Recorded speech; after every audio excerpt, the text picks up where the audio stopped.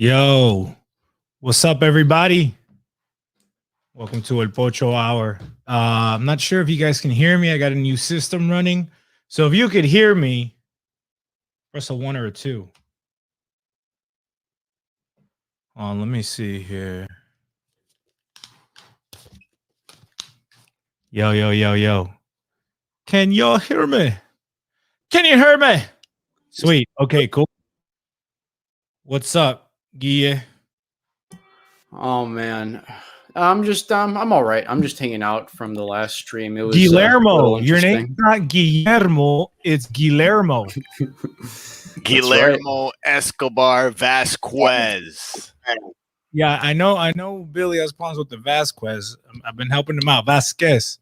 Yeah, I just say Vasquez now. I think I got it down. Nice. ¿Qué onda, muchachos? ¿Qué haciendo? Chilling, bro. It sounds like you guys were kind of getting into a heated discussion with the guy who changes his position every other week, depending on who allows him to hang out with him. Hermanita perspective, yeah. Pobrecito. Yeah, pero está jovencito, you know, he's still sharpening his knife, I guess, but he's bouncing all over the place. That's for sure. I don't know, man. I don't know. You know how I feel about gente igualada. I think that's it's just it's repulsive to me when young people have no concept of what it is. Hi, Poppy. You want to say hi to the microphone? Hi. You know, when people have no sense of self and others to tread respectfully at the very least. Like you're allowed your own opinions. You're allowed to disagree. The issue is like this presumptuous tone.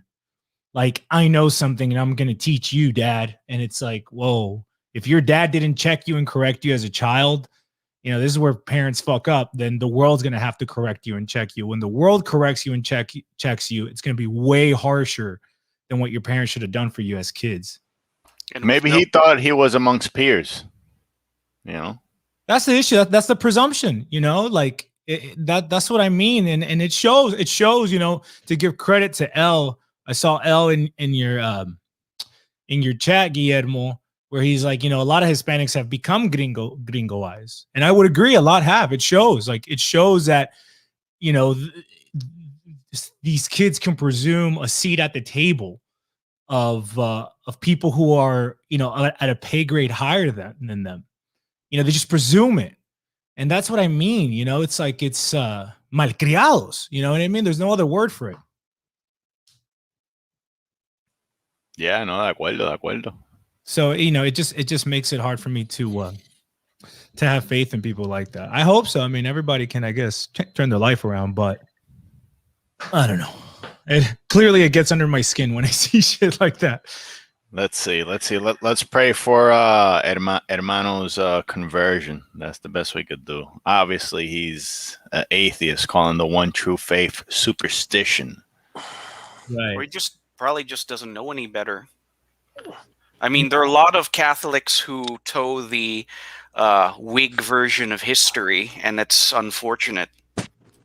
Yeah, that's true. You know, and we call that out, right? I mean, the education system promotes the Black legend, which is why, you know, we encourage you know, young Hispanic families to seriously consider homeschooling.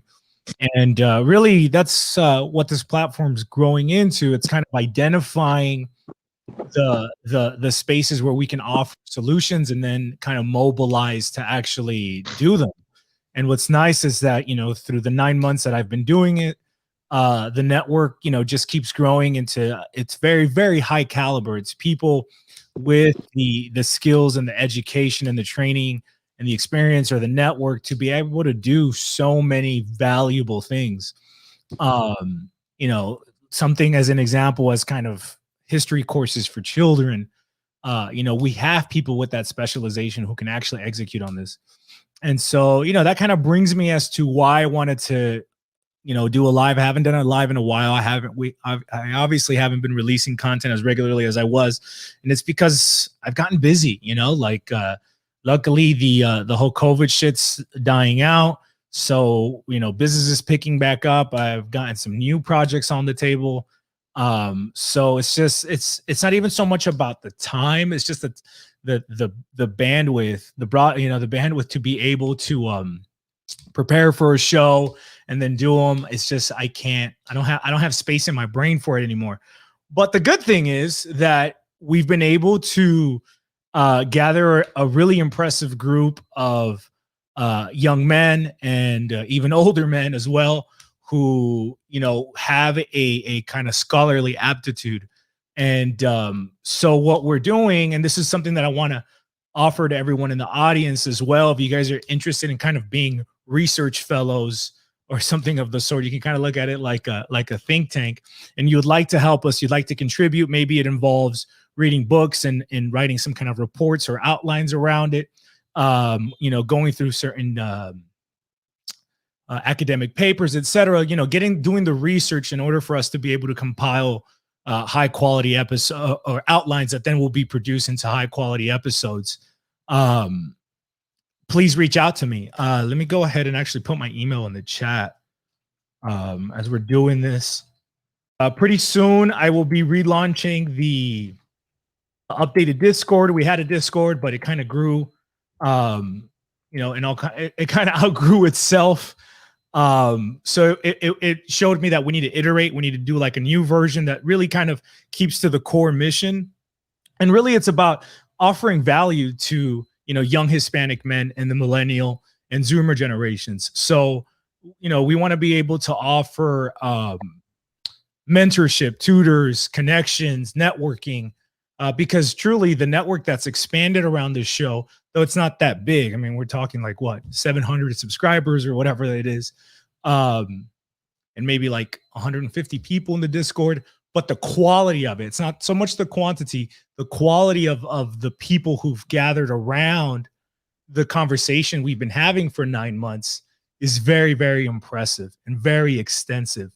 So, if it's from a blue collar job you're looking for or training, there's people in the group who are contractors who own their contracting businesses in different trades, to lawyers, to Ivy League guys, all over the map, all over literally the map, East Coast, West Coast, South America, Europe. So it's becoming very valuable, and the idea is to grow it into something much more serious. No longer just keeping it in the Discord, no longer just keeping the conversation here, but actually establishing perhaps some kind of nonprofit arm.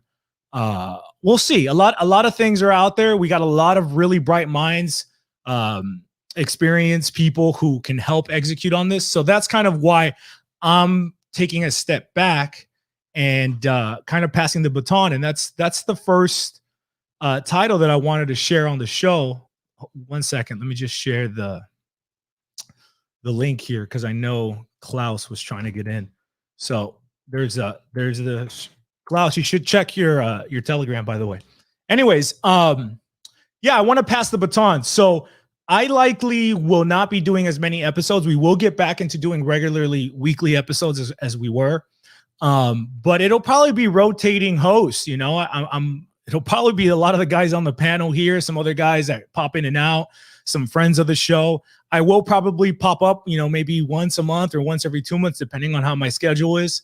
But we're kind of at that point where we're very quickly transitioning into this kind of next phase of Pocho Hour and Momento Hispano as a platform. Yeah, it's pretty exciting. Yeah, it is. I mean, I've never been a LARPer. I've never been of that culture. So it's nice to be able to see a 9-month conversation spin out into something tangible and real. And it's not just me, it's nice that it's like not even revolving around me as much anymore. Inquisidor, you have a channel, and I invite everybody. Inquisidor, if you can share that on the chat here. Inquisidor has a channel where he's running Pocho Holy Hours. Obviously, Inquisidor is like our resident Catholic theologian, and Cephas as well.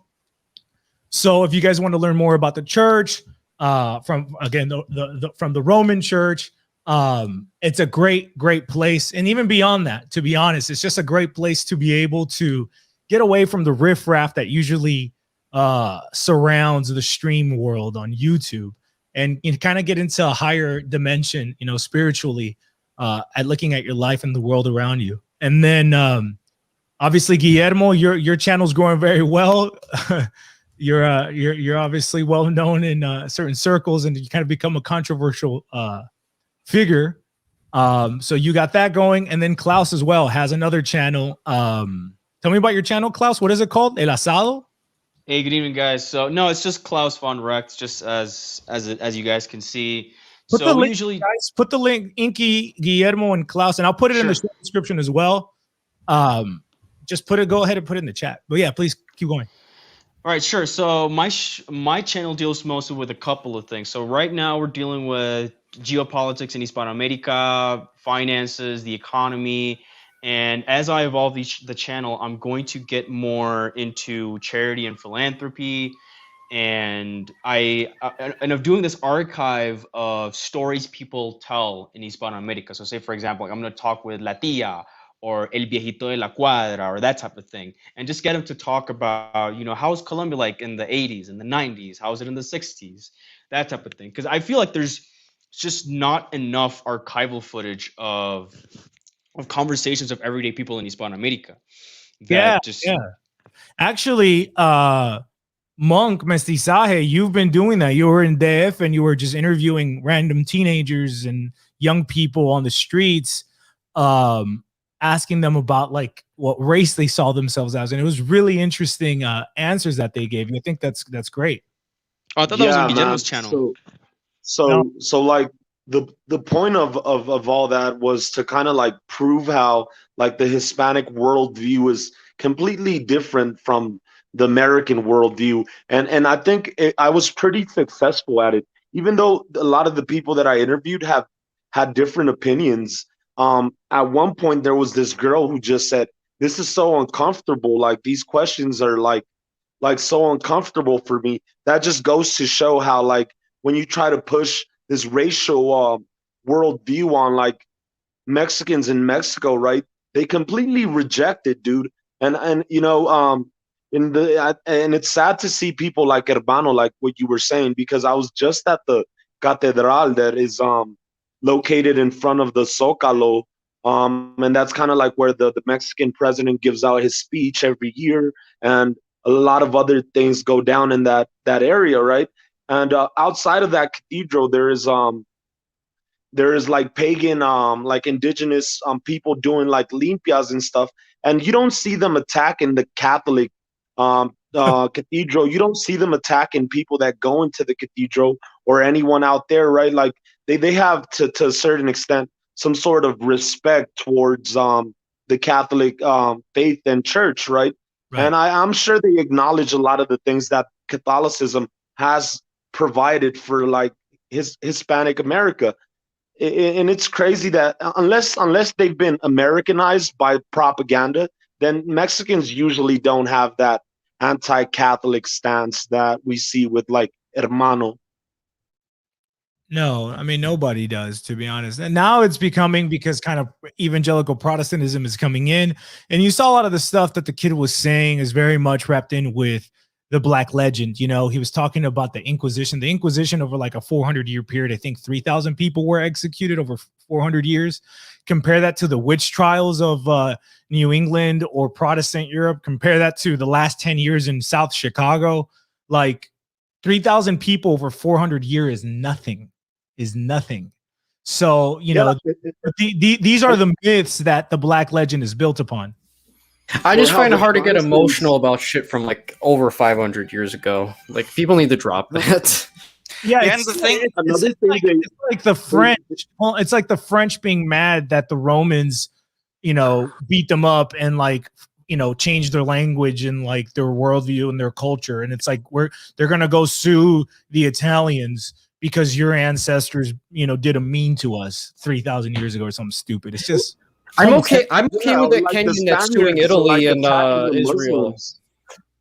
I was I'm gonna sorry. say. I was gonna say real quick. I'm okay with that one Kenyan that's suing Israel for the death of Jesus, though. I think that's fine. Yeah, Damn, based. That's pretty funny. yeah. Another thing that they conveniently leave out is how Protestants were working with the KKK to fund the war against the Mexican Cristeros, right? And there was a lot of people that were killed because they were Catholic, right? It was religious persecution that was funded by the KKK and Protestants.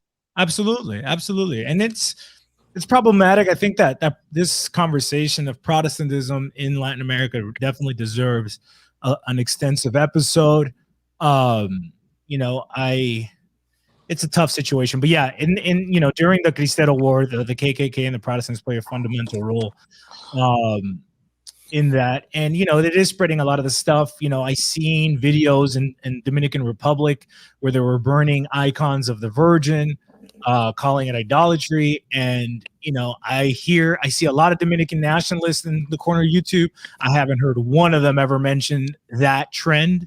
You know, and I think those type of trends are far more dangerous to the Dominican people than, say, you know, Haitians. Right? Haitians are an obvious problem. We can see it, and when a problem's obvious, you're better able to deal with it. But these other things that are happening inside the country are much more dangerous. And you even see this in Mexico. You know, I've traveled to Jalisco probably more than any other state, and I've met Jehovah's Witnesses in Jalisco who spit on the Virgin when they walk by an image. I've seen them. Wow, So, no way. oh yeah. You know, so you know, we have to realize that the world around us is melting, is burning, is falling apart. And again, I know that we like to, like, you know, kind of visualize like La Patria Grande and all that, and those things are nice, and I don't want to discourage you guys, but I don't want you to get stuck on that, because if you're constantly looking at this big picture, like, you're just going to stay in fantasy land. We need to come back to reality, to the present moment, and then try to find the items that are actionable, right? What can we do right now? Can we help young Hispanic men explore different career opportunities? Can we hook each other up with jobs? Can we, you know, pass the hat around if somebody has a good business idea? You know, can we bring our capital? Can we come across opportunities to invest in certain things and maybe pull some resources to do that? You know, can we help each other out with some personal situations, you know, personal development type of things? And that's really what I'm working towards setting up. So actually, language skills too. Language skills, everything, women's skills. I mean, everything and anything. You know, it's almost like a finishing school for young men in a certain way. You can think about it. But you know, you see, Lone Wolf here said you just gave up. No, I'm not giving up. I'm just graduating into the next. You know, I got to forge ahead. You know, I've kind of cut a path here, and you know, the younger guys are the guys that are coming in behind me. They can keep handling this. I'm gonna go and scout something else that hopefully I can grow into something and pass it along as well. And that's what we're gonna keep doing until, you know. Then after 20 years of doing this, then we can sit down and start pulling some strings, because by that time we'd probably have a lot of power plugs and money, and can probably, you know, move the needle in different areas that we've identified. But this is a very long, extensive process. Every time I talk to the younger guys, it's like, you know, this isn't going to happen. You know, the Southwest is not going to be reconquered. Like, none of this shit's going to happen. You have to think in 100-year segments. You have to think in 100 years. You have to think that I'm not going to be able to get done everything that needs to get done. The most I can do is set up my son and pass the baton on to him so that he can do it again. And then hopefully grandson or the great grandson gets to see it. Well, that's how the Spanish operated when they got occupied by the Muslims. It's like it took a long time to break out of that, you know? Well, and, you know, that's how the Chinese think. That's how the Jays think. That's how, you know, these people think. And you kind of need to be up on that level if you actually want to actuate change. Otherwise, you're just going to tire yourself out doing stupid shit and then make it worse, because we all know that the road to hell is paved with good intentions. You know, everybody wants to be a hero and everybody wants to, you know, pull the trigger and come fast, you know, nobody can go slow. So that's the issue. And we need to train ourselves to start thinking like this, be patient, understand that these trends going on of Jehovah's Witnesses in Mexico spitting on the Virgin, these feminist girls in Chile burning down churches, like this trend is not gonna just all of a sudden make a U-turn. You know what I'm saying? I do believe that the next generations, I think our sons' generations, will be way more conservative and traditional than our parents' generations say. They will be almost Muslim level traditional. I just think the pendulum swings that way, but and we can't do anything about it. We should talk about it. We should call it out. We should speak up. We should say the truth. We should say what it is, no matter who it offends. But we can't get. I got a nice white pill regarding the subject. Yeah, please share it.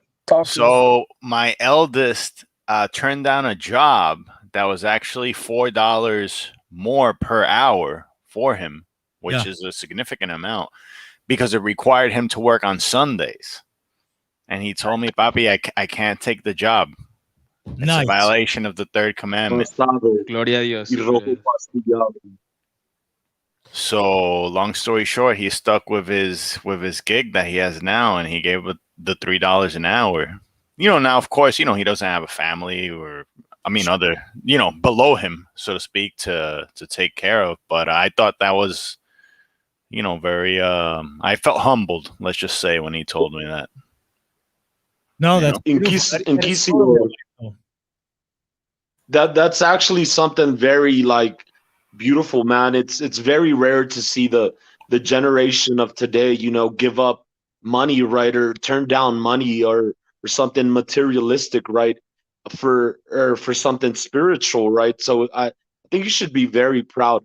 I just wanted to say, the Protestant president AMLO that we have here in Mexico, this guy's he's way out of it. I don't know why he keeps asking the Spaniards to apologize. And the Spaniards straight up said no to him. And then he just recently apologized for a massacre that occurred. I think 300 Chinese people were killed.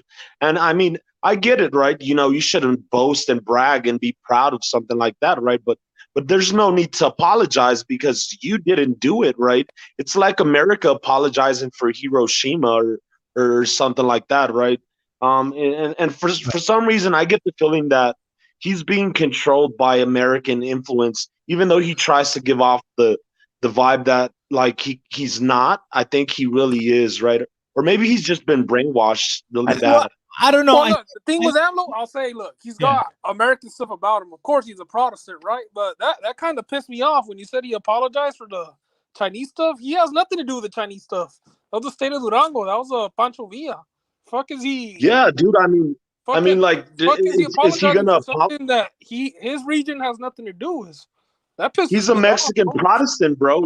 Is he gonna apologize for Mexican Protestants funding, teaming up with the KKK and funding the war against the Catholic Cristeros?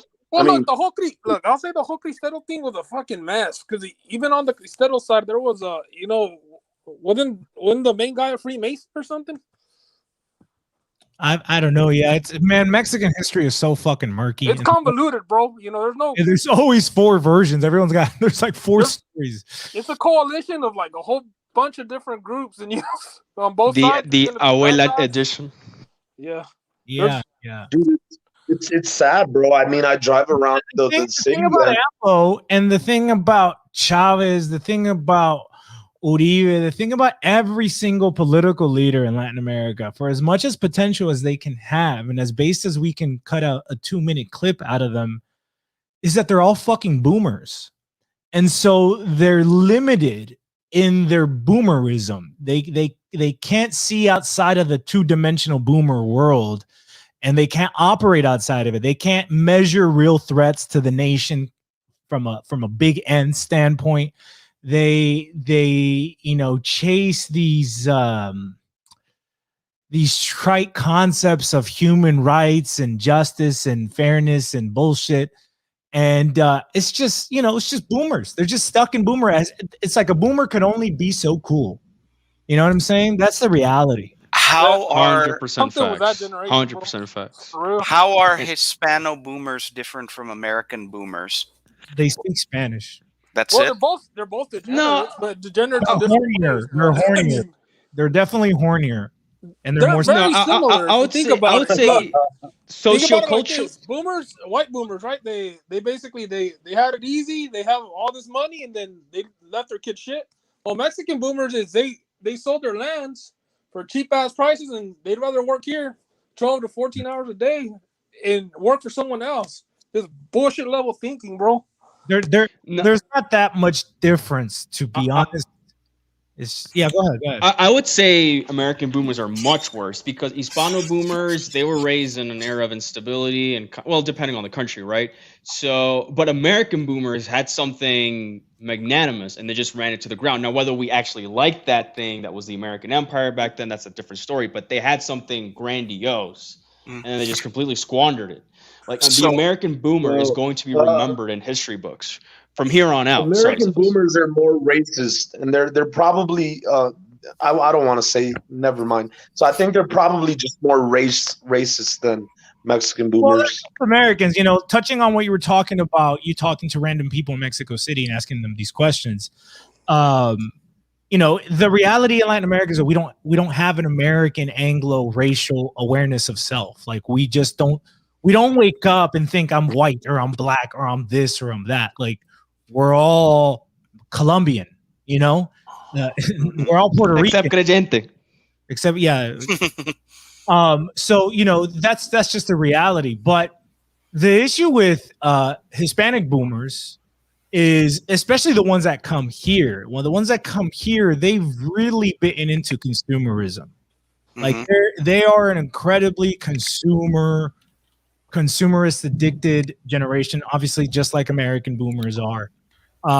They could even live better in their home countries, because they probably have established businesses and they probably have different streams of income. They could live better in their home countries, but there isn't a Trader Joe's around the corner, right?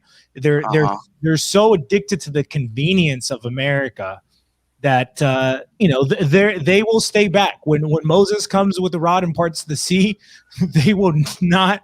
They'll be like, nah, I'll stay in Egypt. It's fine. Screw you, Moses. We were better in Egypt. That sort of thing. I would say that in the case of Mexican boomers, I would actually give them a pass because Mexico is pretty violent right now with the whole cartel thing. But everyone else doesn't have, like, y'all don't have excuses. Like, yeah, we should really be going back, building businesses and all that. Especially countries that are super safe, like Dominicans. Not bad. Mexico's really not that bad. It just depends where you are. There's front lines and there's certain areas, but. Exactly. But that's what I'm saying, though. So I give Mexicans a pass for not wanting to come back. Like I understand why and shit. But like Dominicans, I don't. You like, do not. That's for me. No excuse. I don't either, bro. Okay, Like, so I gotta go back, bro. And that's not Donald Trump shit. Y'all know what I mean. Yeah. So the essence of what is a boomer that transcends these cultural lines is materialist hedonism. And I guess I'm just throwing this out there.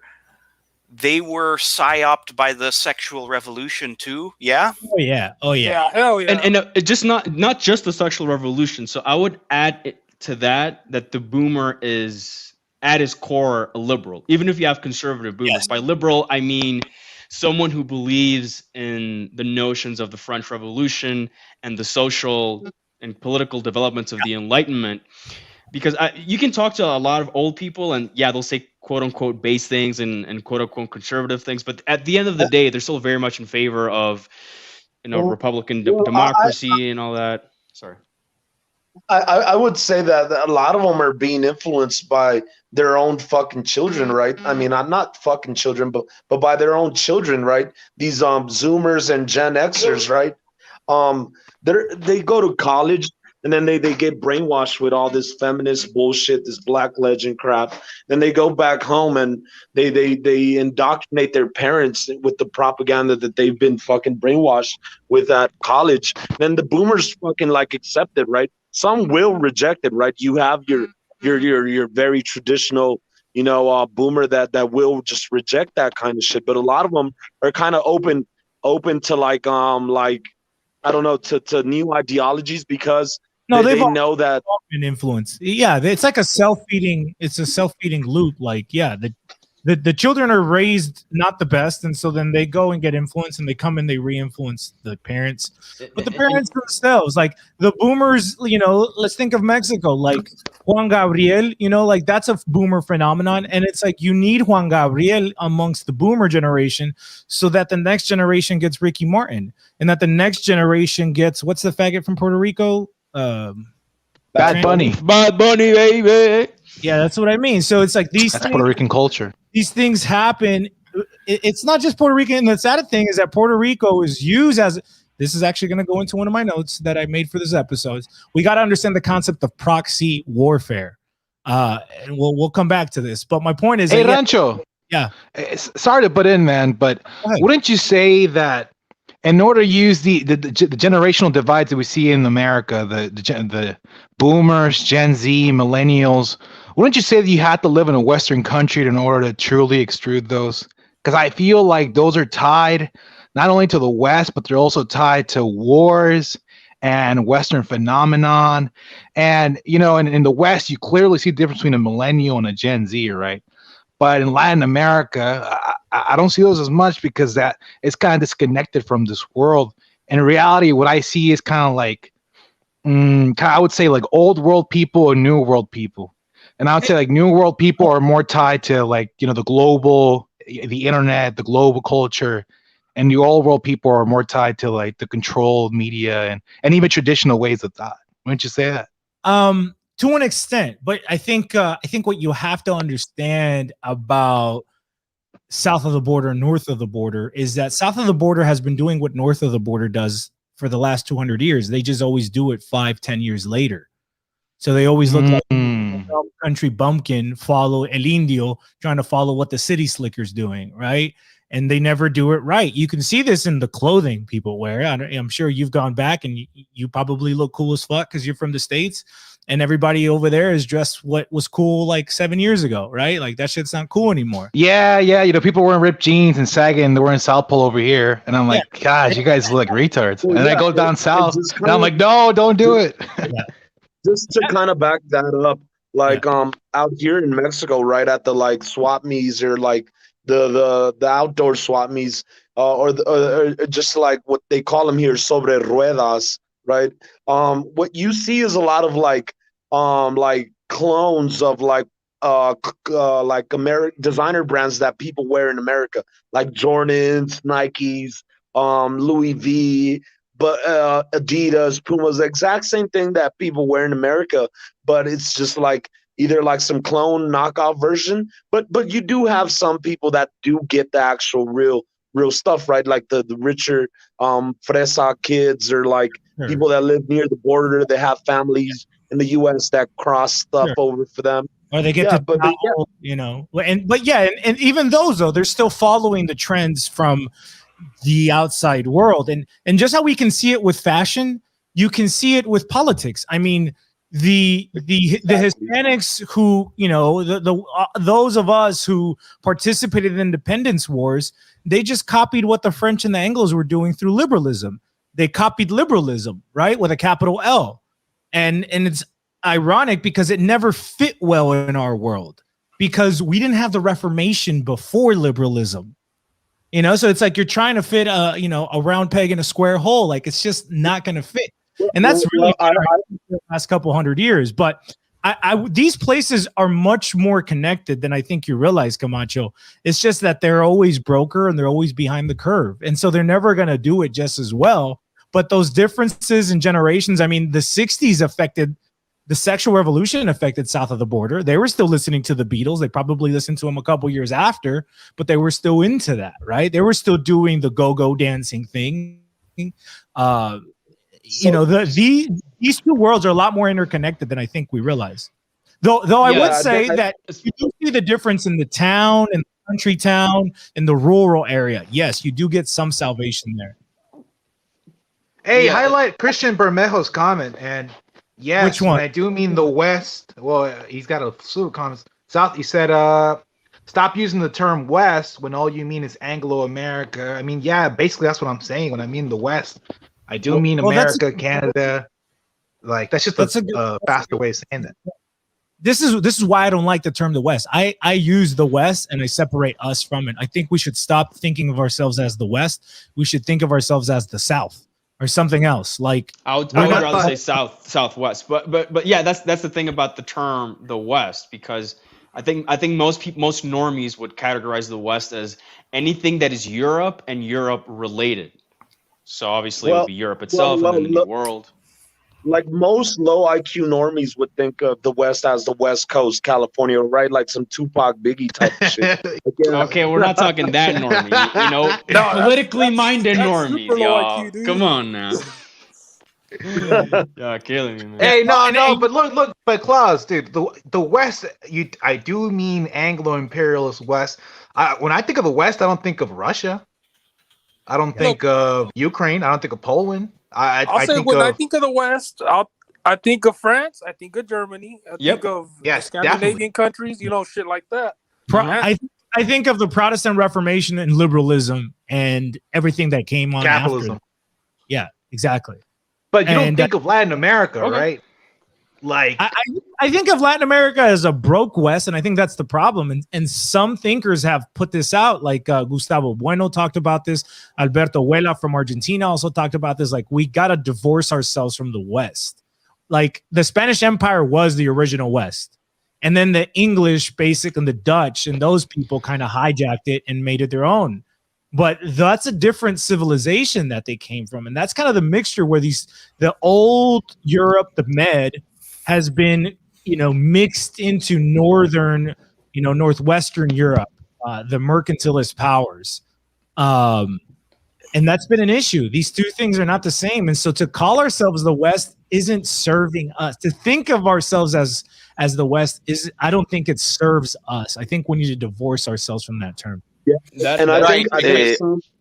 Hey, OG, what's up? Us wanting to be West is like a chicken voting for Colonel Sanders. You know what I'm getting at? In Popeye terms, yeah. This is why guys. I prefer using the term the Atlanticist world. I voted for the Chick-fil-A. Same. Some brainwashed Hispanic Americans might want to use it to make themselves sound edgy or like modern or things like that, right? But what about the actual term the West? Like, if I say the West, do you guys know what I'm talking about, or what? When you said the West, I think we knew what you were talking about, because I see it the same way. But I get the gist of it. Yeah. The term the West would have originally meant the Western Church, which the Protestant liberal Enlightenment, France and England essentially, like they divorced themselves from that centuries ago, and they've imposed that and they've spread that disease all over the world. Especially the stupid thing was that the criollo elites from our countries, they bought into that. When I hear the West, I hear like Western Europe liberal democracies. Like that's what I think. And like one of the good things about this channel is we did talk about those books como like España contra Europa, or what wasn't that the title? Like exactly. I never thought of it that way. I used to be like a political normie in that sense, of thinking that the West and Spain and all of that, anything Europe is the West. But it is like how the snow coons, they'll look at Roman statues and stuff and be like, my ancestor. It's the same. It's the same thing. To me, West is as much I call it an Atlanticist, an Anglo, a French, a Jam copyright as white is. Like, they own the copyright, so they get to call the shots on what's West and what's white. Like, synonymous. Yeah, exactly. Like that means the same thing to me. And the issue is that what you just mentioned, Taco, that you used to clump these two together. I mean, I would say the Spaniards fall into the same trap and the same issue. I just had a conversation with a Spaniard who runs kind of like a Hispanista page. And he says, like, we suffer like really bad from the Black legend, and like we aspire to be like France and England. And that's the shit that we make fun of them about, right? Like, I call Spain Southern France. Like, You get what I'm saying? So for sure that is that fissure between West and let's call it Sur, like it needs to really become really obvious and really well known amongst even the average person in our world. Well, I think it's pretty clear that the West has nothing to do with geography, because I would reckon that Western Civ bros would classify Japan and South Korea as part of the West before they would classify us. No, absolutely. They they do, and they do. They absolutely do. You know, even despite the fact that we had the same religion, we have We've had cathedrals for more than 500 years. Yeah, and I mean, even Charles V was about to build an alliance with Henry VIII against Francis of France, and of course, Henry turned it down, and then he divorced his smoking hot Spanish wife because he didn't want to be the junior partner in the Spanish Empire. Amen. Yes, sir. That's huge. And that's where it started. That's when England, the Anglos, divorced themselves. That's when they cut off their ethnic roots and slowly alchemized themselves into something else. Which is why, what's English folklore? What's the English folkloric dress uniform? Right? When I say English folklore, can you imagine somebody in your head? No, we've talked about this before. A suit. Yeah, exactly. Like a Brooks Brothers suit. In defense, well, I would stereotypically more use the top hat. You got to go back to Chaucer. Like, Charlie Chaplin type thing. But in defense, no, I mean, there is like, the longbowman's thing and how. Nah, the English have their culture, man. It's just that. But that's why I want to call that old English, and then we can. Catholic English. I mean, yes. Shakespeare was a Catholic. He was a crypto Catholic. So it's like. Mm-hmm. What about the powdered wigs? That's part of the culture. Them niggas will fly, bro, with the powder wigs. Nothing says folk culture like an expensive powdered wig that the peasants couldn't afford. Leave it to the French to make something super gay, dude. Seriously. What were they thinking, bro? What were they thinking? Like we're gonna wear weaves as old saggy man. Yo, and those niggas they used to pose. So have you seen pictures of Louis XIII? He literally posed as like an Insta thought, bro. Like if you think about it, he invented Insta thought posting. You saw this with the last Habsburgs as well, right? Of the Spanish crown. Look, hold on. I want to say what was the rock scene in the 80s where all the dudes look like bitches?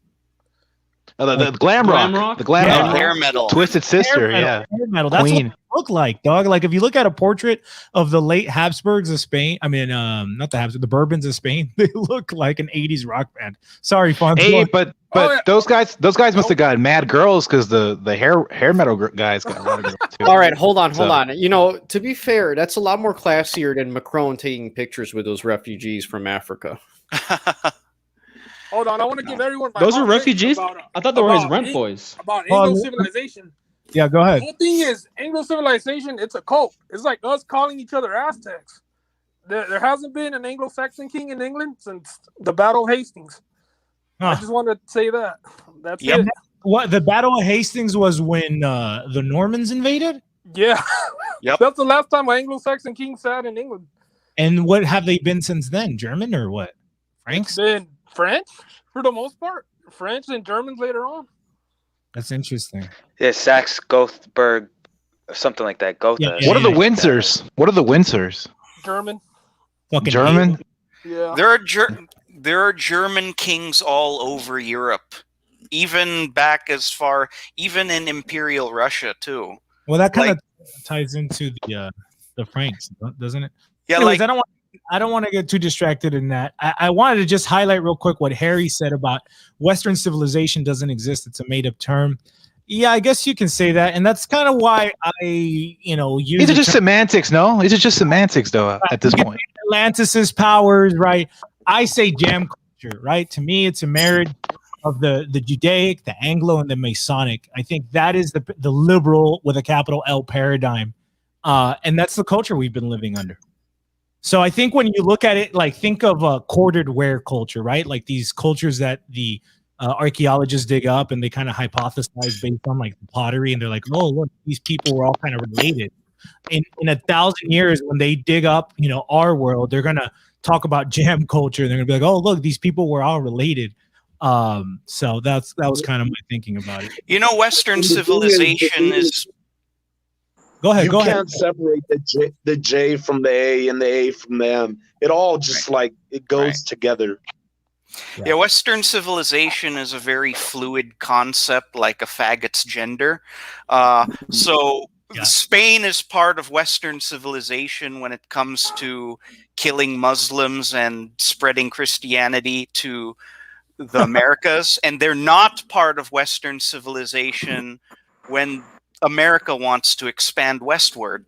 Mm-hmm. And that's the issue with the label, just like the issue with the label white, right? Because they own the copyright. So you'll be white one day, and then they'll pull the card from you another day when they need to bomb Serbia, for example, right? All of a sudden, Serbs aren't white when we need to bomb them. Mexicans will be white when we first take over, and we need them to sign a peace treaty so we don't, end up in a long, prolonged war with them. But then, we'll take it away, and then maybe we'll give it back, and then we'll take it away. And then now, when we need them to, keep the ghetto blacks in check, maybe we'll dangle it in front of them and say, hey, you want to be white again? Yeah, So, there's this term called Schrodinger's whites, which is you're white when we need you to be, and you're not white when it will make us look bad. So Asians are classified as Schrodinger's whites because they're not white when they want to make them look like an oppressed minority, and they are white when it comes to college admissions. Same with Hispanics. They're Schrodinger's whites in the sense that you want to make them look white to make, depends on you want to make them white when you want to make whites look good or bad. Yes. And you could just, like, one deceptive tactic is to put Hispanic crime statistics under white or whatever. Right. Exactly. I was literally going to say that. Yep. We have someone. Go ahead. Monk. I don't want to mention this too much or talk about this too much because SJWs will use it to try to come at us later in the future. But there was even a Mexican president that was a part of the KKK, right? So I guess they saw him as whites. Who? I forgot his name, but there was it's well known. The Mexican president was a part of the KKK. Fonz Camacho, do you guys know about this? Yeah, it's President Ernesto Camacho from World War II, my ancestor. No, I'm kidding. Yeah, I didn't know that. You got to find out the name. Charles, you're new. Who are you, Charles? What's up? It's me. Who? It's me. I'm just sick. Oh, it's Daniel. Nah, it's Carlos. It's French Carlos. He became a Mason, bro. Like, guys, he's a Mason now. All right, hold on. I just did a Google search. I don't see any Mexican presidents that were former Klansmen. Maybe he was associated. I don't know. You got to find that data point. Well, look, Calles was not a Klansman, but the thing goes is supposedly the KKK was fronting him some money and weapons. Does that make sense? Yeah, but Calles was like a proto-Marxist, not exactly a Marxist, but he was like proto-socialist and so on. He had like the leftist sympathy. He was very anti-clerical, but he wasn't exactly a KKK member. What is the maximum people I can have in this thing? 10. Oh, I can drop if y'all need me to. No. My ancestors fought Calles. I'm gonna pass out real soon, so I can drop off really quick. Well, before you go, I just want to let everybody know that Billy's actually going to do a really good book review tomorrow, right? That's correct. Yeah. Yeah. Do you want to tell us about it before you go? You guys might have heard of this book, How the Irish Became White. You guys familiar with that? Yeah, I may have heard about it before. Yeah, it's by Noel Ignatieff. He's basically an extreme boogeyman among Whignats because they think he was like pro like white genocide or some dumb shit like that. So I actually just read the book that, you know, he's famous for, and it's like, yeah, I didn't really see any of that at all. He actually just kind of explains how whiteness has always been a fluid identity in America that's, you know, changed based upon convenience. Like it's not this like kill whitey thing. Like it's like really dumb the way people have treated his stuff. Yeah, because he's Jewish, and so they write him off. But he's kind of like a honest Jew. He's a working class Jew, correct? Well, yeah, he was an iron worker for the majority of his life, and he had to take night classes in order to even get his doctoral degree. Yeah, yeah. And I think it's interesting that his name is Noel because it's my name. But Noel means, you know, Christmas. It means Jesus' birth. So it's like, why would Jews name their son Noel? Well, and what's funny too is songs. What's funny too is like he didn't hold any punches against like Zionism or like Jewish supremacy. Like Marcus and I have been doing a lot of research on everything he's written. And essentially, he's came to the conclusion that he's criticized Jews heavily for being in bed with the Anglo elites. He says that this was horrible that they did that. And he also even said that what the Israelis have done in terms of like oppressing the Palestinians has been horrific. And that he even went as far as to say that, like, look, there's a lot of people who are Zionists who claim that, like, if you are against the state of Israel, you're anti-Semitic. And he's like, if that's the hill you want to die on, like, go for it. But then don't be surprised when everyone's anti-Semitic. Like, he said that straight up. Interesting guy. So this guy's been very boogeyman by like the white nationalist circles, but you've actually read the book, and so you're going to be sharing about it. And it's probably going to be a long stream, I'm assuming. Oh, it will definitely be. But yeah, his whole thing was just like he wants the idea of like identifying as white to just be gone. He thinks it's just been a horrible thing, and he said in his personal life that he would go out of his way to just anytime filling out forms or people ask him, what are you? Like, he would just never say white, you know, and he was hoping that more and more people that are quote unquote white would eventually start to take up this sort of thinking. Right. Interesting. Cool. So yeah, everybody. But I wonder, sorry. No, go ahead. Go ahead. I wonder if that necessarily matters because it's just a label, right? White is a label. And whether or not you're white or not, right? Whether or not you identify as white or not, the structures of power, I'm talking like a leftist right now, I'm so sorry, but you're also talking like a nominalist.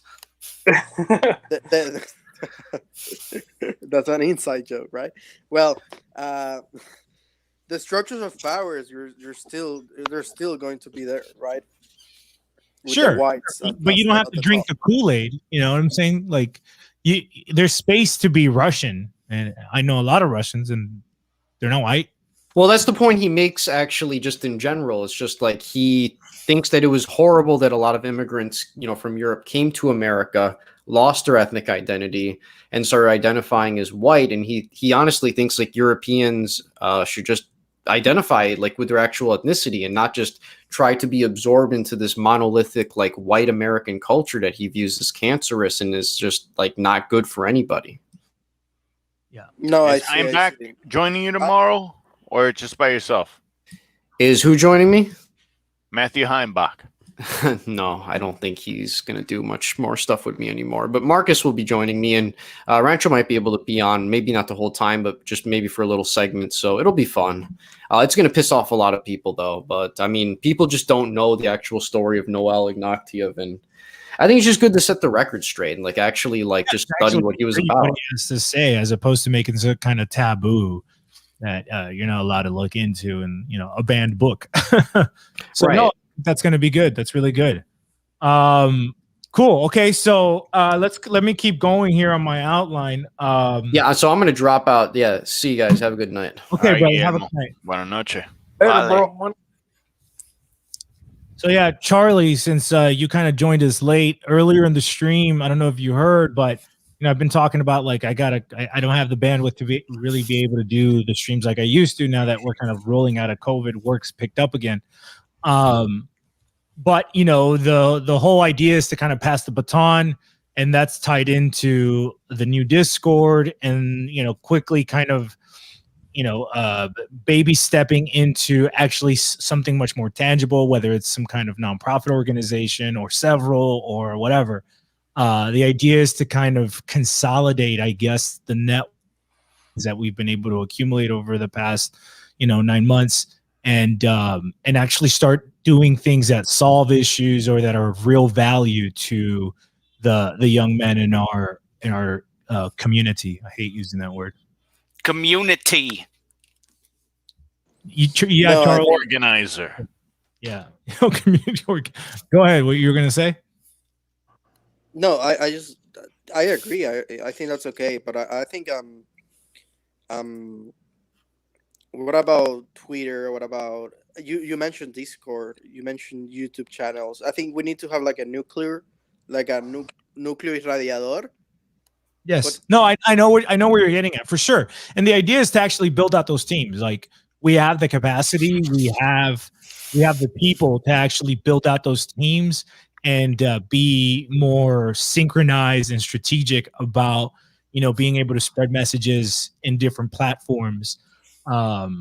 So we're, that's pretty much the next stage. And so, me focusing on that and tapping you guys to help me build that out is, part of like the reason why I don't have the bandwidth to be able to handle shows as much as I used to. But the idea is like, you guys can take up hosting, like we have people on the research side say we're going to do an episode on, a history episode on the reigns of Charles and Philip, right? We have people who can compile the research, do the outline. They can go ahead and host it, but if they don't want to, they're just not, that's not their thing. If some of you guys want to come in and host that show, like, perfect, So we want to be able to set up the systems in order to be able to do that. And that's kind of where my mind's at right now. Mundo Republiqueto has their own Twitter, and I think that's kind of like what Charlie was saying, right? Is that there should be at least like one source at least on Twitter, and then other social medias and a team behind that.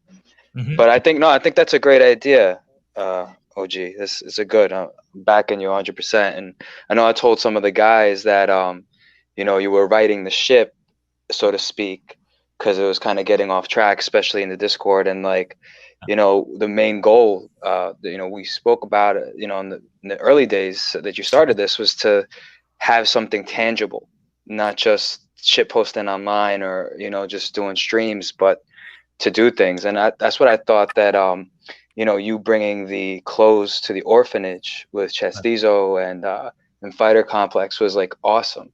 It was really good because it's something tangible, real world good that we can do. And I think like, I went to mass with Inquisidor. So like, going to services with each other and worshiping together and doing things that build up our friendships and our bonds, and like, that networking is key, is what, you wanted to do originally, and like what a lot of us signed up for. It's got to be a value, because like, I got a family, I got, business to run, I got like other people that I assist with their businesses. Like, in order for me, the COVID year has been an anomaly, right? We all get it. But like, in order for me to put my time into something, like, there's got to be value. And it doesn't necessarily mean like money in my pocket. Like, no, it's not that. But at least it's got to like serve somebody, even if it's not serving me. Like, it's fine if it's the younger guys are benefiting from it. But like, I got to make sure that they're benefiting from it, as opposed to just be entertained and masturbated. You know what I'm saying? Like, I need to see them a year from now, in a much better position professionally. I need to see the ones who were like into starting a business, like, actually get some traction in that, or the ones who, how many guys have we brought to the catechumenate in the last 9 months? I think that's definitely a white pill that we should all kind of pat ourselves on the back here, especially the older guys. But that's happening. We are a lot of guys are going back to the faith. A lot of guys are going back to the church. A lot of guys are looking inside, and they are trying to like break out of I've been and having kids. I'm one of them. I'm one of them, man. Like, I've been to church with Chad a few times, and then I've also joined like Cephas. Yeah. I've joined Cephas in prayer. Yeah. Like one time. And maybe I'll finally get over my fear of the border and go to TJ. Yeah, we can go together. I mean, we've been. I crashed at Misty Saha's house. You know what I'm saying? Like fighter crash there. So well. There's definitely, again, my focus is like, I never intended to become a YouTube personality. Like, I'm not looking for that hustle. You know what I'm saying? Like, I don't want to be a Jay Dyer or anybody else on the internet. Like, that's not definitely not a Mr. Beast. I don't know what is up with that guy. I don't know who that is, but that was not my intention. My intention was just to talk to my brothers, just to talk to them, reach out and talk to them and try to build upon, our commonalities. Well, you planted seeds and those seeds have sprouted, and here we are. Look how many of us are on the stream right now and how many more people, have been interacting with us. Yeah. I think it's great, man. And yet these kids are still talking about like, where's the fruits, Father? I only see the sprouts. Where's the fruit? Too many impatient kids out here, man. That's right. That's a bit. Yeah, that's part of the issue.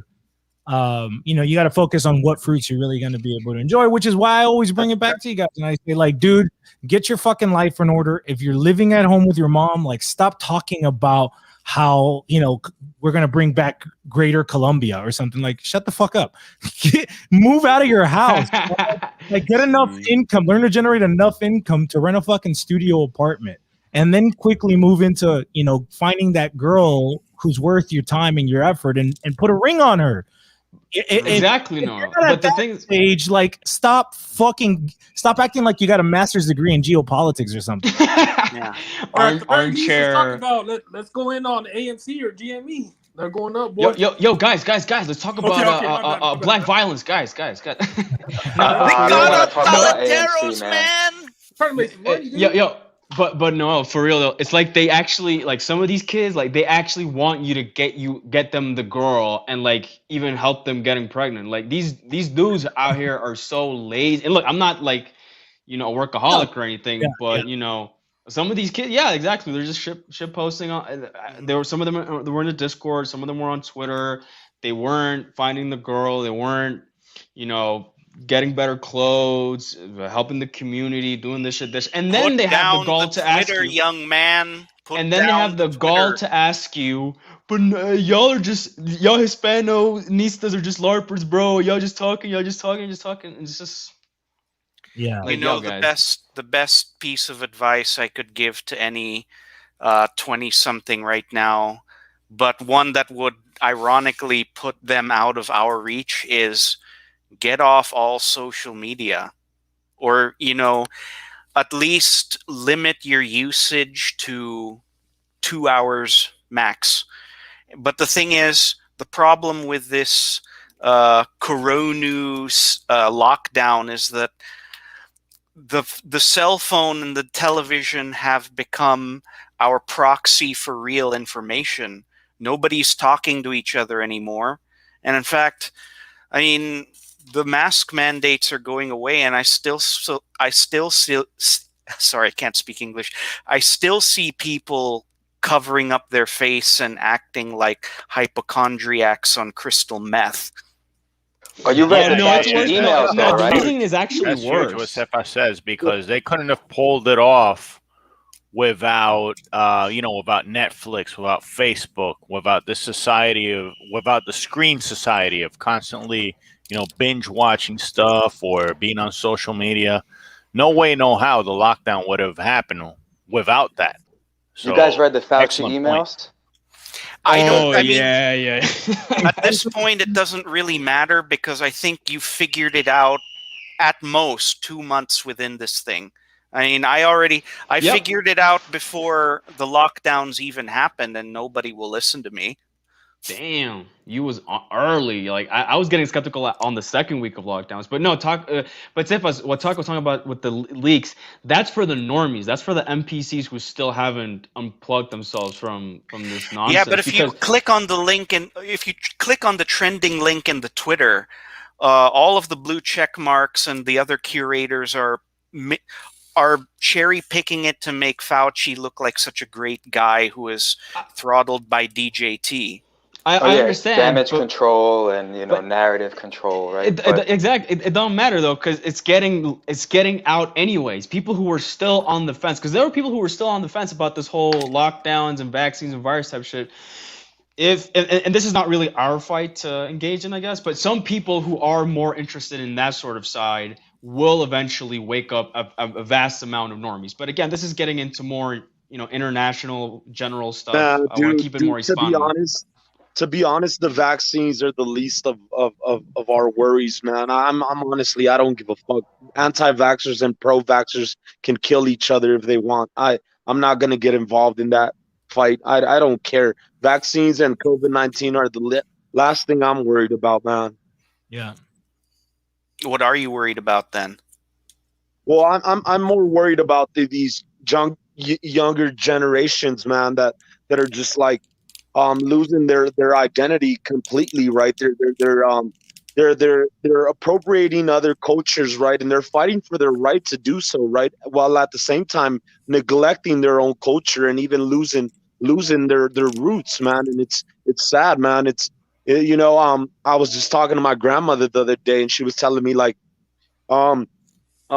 before if something were to happen to me, I want you to make sure that all of your cousins get baptized and they all like get their holy sacraments done. She got a few of my cousins to do it, right? And but not all of them have it, right? And I just thought to myself like, wow, we're so disconnected from our roots. Like, what the fuck is going on, right? And it's sad to hear my grandma say that if something were to happen to her, that's what she would want, right? It kind of leaves me in a place where I'm thinking like, wow, like, I really have to make sure that I pass on what my grandmothers taught me onto my children when I have them, right? Mm-hmm. Yo, wait, people aren't getting baptized? Like, how young are we talking? No. Like, what generation is this? Listen to Taco. These are like Gen Z and Zoomers, man. I didn't get baptized in 6th grade. I had to get baptized 2 weeks ago, bro. Well, yeah. Okay, but Taco, you were raised Protestant though, right? Like, no, not really. Like it was raised really without any clear set of religion. Like, I would go to like mass, I would go to church, I would go to some Protestant churches. Like, my mom bounced around here and there, being disillusioned with one, congregation after another. But like, I know a lot of people who are like my age, millennials, that their boomer parents didn't do it. Like, yeah. That's what I'm concerned with, because at least Taco, at least you had some form of Christian upbringing. Yeah, it wasn't the best, but you still went to church and whatever. What I'm more concerned of is mestizaje. If I'm hearing what he's saying, is that people born in, let's say, post 2000, post 2005, they weren't baptized, because that's a really concerning trend. And not sure. Not just not baptized, like not even going to church, not even getting like talk to a priest who's old enough and ask him if as many people are getting baptized today as they were in the 90s or the 80s. I don't doubt it, because the millennials are having the kids, guys. It's like my generation having the kids, and my generation and younger are like the least religious. Like, we were irreligious. Even I can admit to that. Yeah, Gen X is kind of like something like that would look like, dude.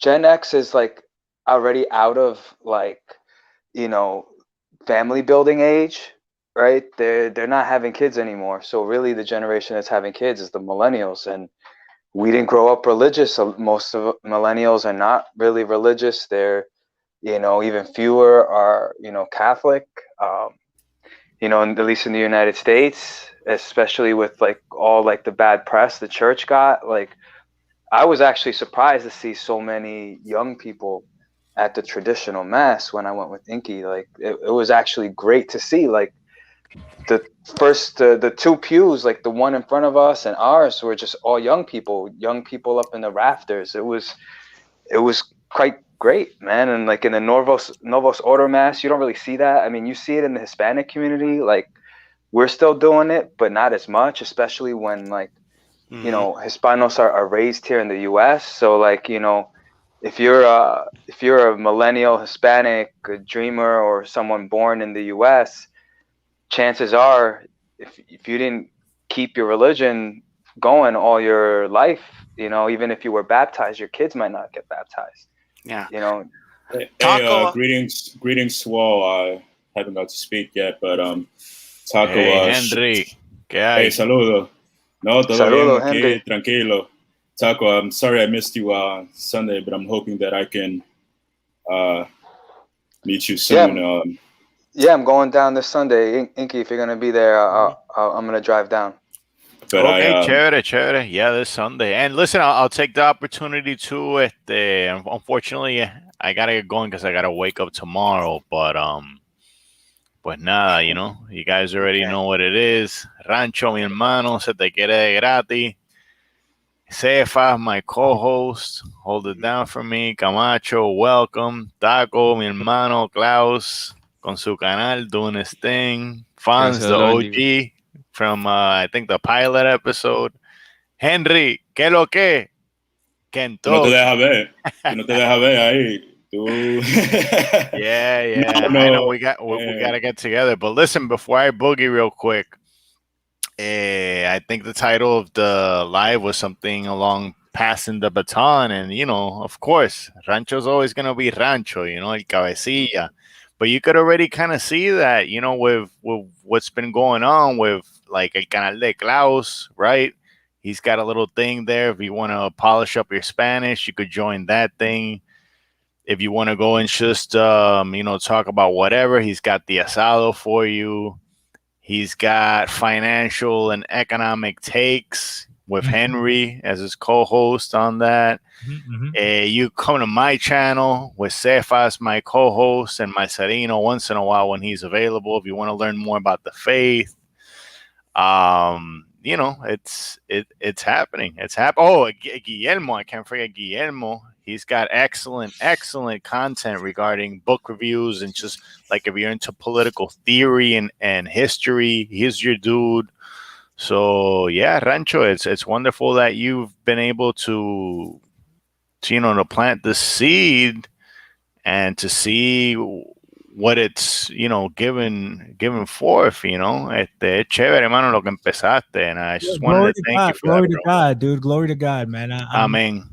Glory to God. All glory to God. I mean, it's nice when right now as you were outlining it, you know, it's pretty impressive. I'm impressed, you know, like it's been 9 months and to see the ties we've been able to forge with each other. I mean, most of us haven't even been able to hang out with each other. Luckily, a lot of us actually have. That's also very impressive. But it is nice to see the growth and the development. You know, and of course we've had a lot of fun in the process. I'm not knocking the fun, but you know, it's about wanting to keep up that pace and keep graduating into the next thing. Because there's a lot of work to do, man. Like there, you know, somebody just asked right now about, they heard that I was working on a book. So yeah, I'm working on the Momento Hispano book, which is essentially a proposition that I'm presenting to Hispanic millennials and Zoomers about essentially the opportunity that lies in front of us, demographically speaking, that if we choose to program a certain way that I'm proposing, you know, we can really turn the tide in this continent. The only group of people with the strength, with the power to really pump the brakes on that kind of Western degeneracy, that jam culture degeneracy, and turn things around for better is actually us. You know, demographically speaking, like this is a demographic opportunity that's in front of us. So that's what the book's about. It's just really presenting that in detail, putting it in a context, and you know, putting it into your guys' hands as men. And I know some of you guys are young, you're still in that transition stage between boyhood and manhood, but I think as you become men, you know, you realize like, shit, you know, I got one life to live. I got a family that I got to answer to. I got sons that I got to leave a legacy for, an example for. And so you kind of, you put away the things of children, as scripture says. And so that's what the book's about. And I'm very early in the stage, very early in this in the book writing phase. I got some people helping me with it. We're basically putting like together the outline. I mean, most of the content's really already been it's on the channel. Essentially, it's just about putting it together in a cohesive form that's readable. And it's a book that you'll be able to hand to somebody, and they should read it, and hopefully it kind of puts them in a position like, shit, I didn't realize this was the opportunity in front of me. I want to do something about it, and that's what the book's about. Before I hang up, before I hang up, guys, que me voy, maybe you can make a parallel there, how our ancestors, baptized 9 million people when 3 million people in Northern Europe turned their back towards gods. And we baptized 9 million over here. And now how we have this parallel going on where everything is going to hell in a handbasket, it seems. Let's see what we could do this time around. Pero nada, me voy, mis hermanos, que tengo que rendir viajes, se les quiere gratis a toditos. And I'll be listening a little bit, So Dios le bendiga, parce, se cuida. I'm going to join the audience. Dios te bendiga, Inky. Cuídate. Buenas noches, hermano. Dios te bendiga. Gracias a todos. Hasta la próxima. Ciao, hermano. One of the things that Inky mentioned I was saying, one of the things that you were saying just now was that, our ancestors baptized 9 million people. I think by the grace of God, the poverty that, Latin America has had over these last 200 years has been a blessing, because we've been spared, for the most part, at least the masses, that public school indoctrination that Americans have. So when Rancho says we're the ones who are in the position to combat that degeneracy, it's because our people haven't been indoctrinated yet, for generations. Starting from the boomers down to Gen Z here in the United States, they've all been indoctrinated by the global homo neoliberal public school system. And, we don't have that, besides from our fresas who came up here to study. But, it's the fact that we were poor and we didn't have the education, and we had, our people had to grow up in the school of life. They don't have that, School of Hard Knocks. Yeah, exactly. They don't have that indoctrination in them. So, they're able to be reached. The people here in the United States are, for most all intents and purposes, are a lost cause. Yeah. Taco, I wanted to address, or rather, I wanted to piggyback off an earlier point you made. I know you got to attend Latin Mass with Inky, and again, I'm sorry I missed it, but it's funny because you drew the comparison with Novus Ordo and the differences you've probably saw. And I didn't make it on Sunday because I was out, home with family in Queens, and I attended Novus Ordo that Sunday. So what's interesting is that today I actually attended Mass, the Latin Mass, because I was left unsatisfied on Sunday. So earlier today, I went to the Holy Rosary, and from there, the Mass was shortly after, and it just leaves you speechless. It's it's something that really it's out of this world. And I've spoken while I'm going through the catechism. I've spoken to Father Mayara. And he has been really helpful with my progression and just answering questions I have. And so that's me to that. And to Rancho, I mean, it's an honor for me to be here and for you to have me on, because if it wasn't for you, I wouldn't be going through this process that I'm going through today, that is for the betterment of myself as a man. And I'm surrounded by upstanding men with virtual character and slightly different temperaments is what we've seen from the Discord, but nonetheless men who have answered questions I'd had or met with me in person. And are you going through a conversion, Henry? Or so RCIA classes at that parish starts in August, so I'd be going through Are you missing some of your sacraments, or? No, communion, Holy Communion, and confirmation would be the next steps of the process for me. Oh, okay, yeah. Yeah. No, I hear you, bro. And in terms of like, you know, the experience, you get to see what it was like for our ancestors. You know, the ceremony and the way they worshipped. That's really what it was for me. When, you know, I got to see that, like, and feel it. It's something different that you don't feel in the other masses. Not to say that, like, you know, there isn't something of value for people who are going to a Novus Ordo mass and they can't go anywhere else. It's better than nothing, man. It's better than the opposite for sure. But you know, I think that there's something there, and people should make the effort to try to attend or find a parish that does that in at least in a drivable distance from you. Absolutely. And it's unfortunate that even though we're not going to talk, but we're in the Northeast, that it's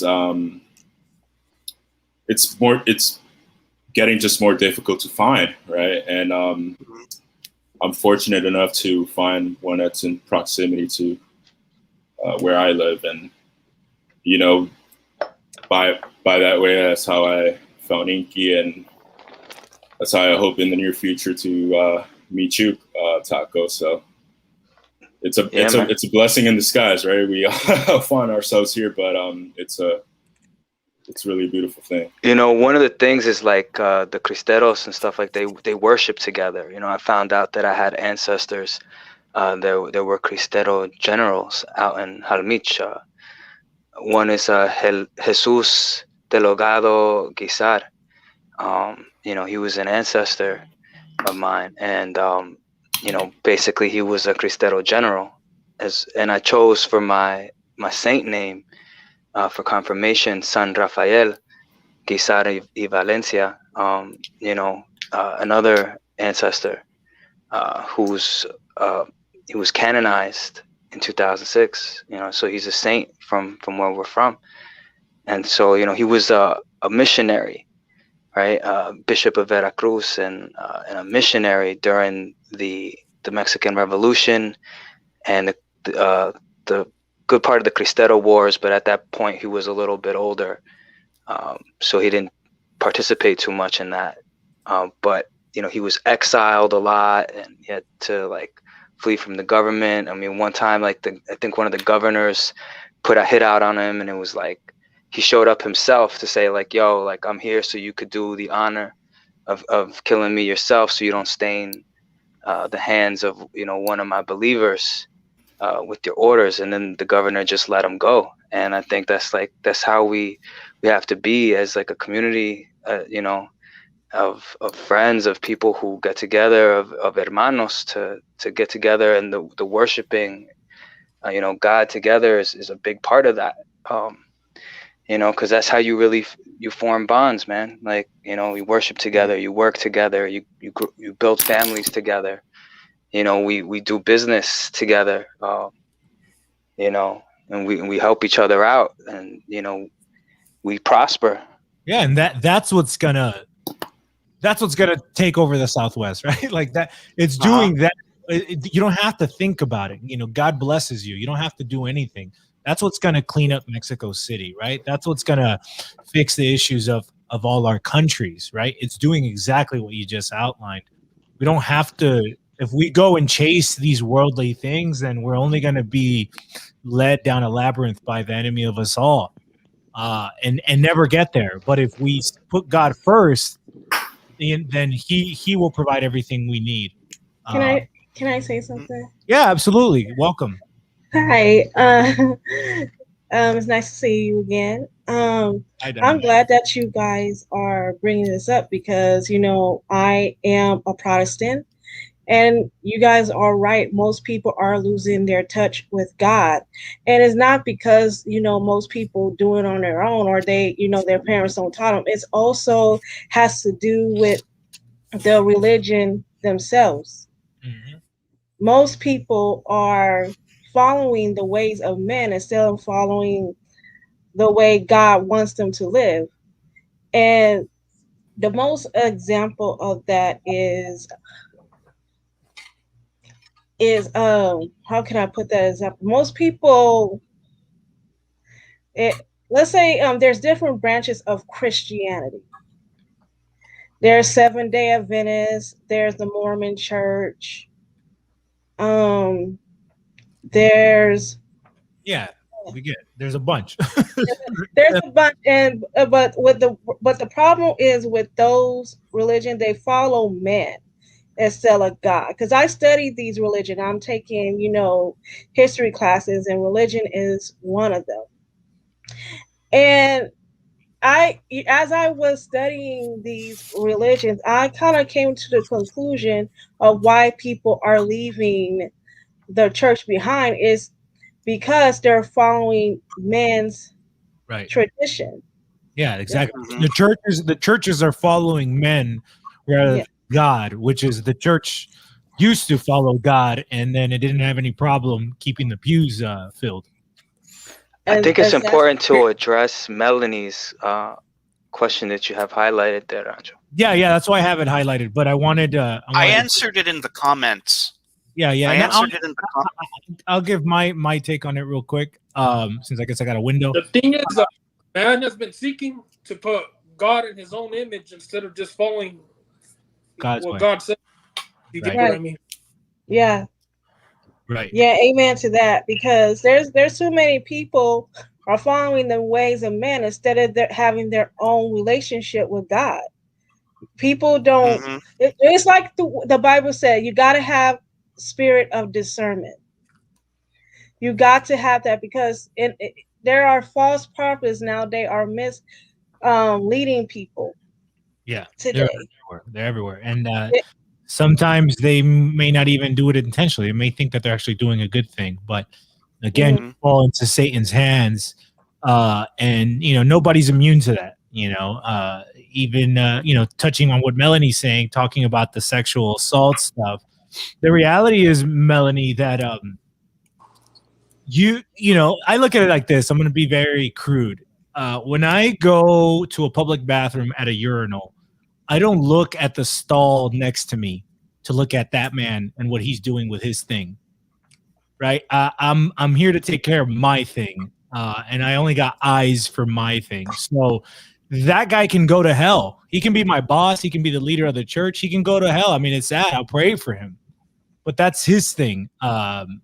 What certain corrupt churchmen can do is irrelevant to the faith and the practice of that faith that I have to do, because when I die, I'm going to face my maker, and I'm not going to get any flexibility. I'm not going to be like, oh, well, that guy did this. Like that's that guy's problem. You still got to be true and faithful to God regardless. That's just the way I deal with that type of concern you brought. Can I also address it?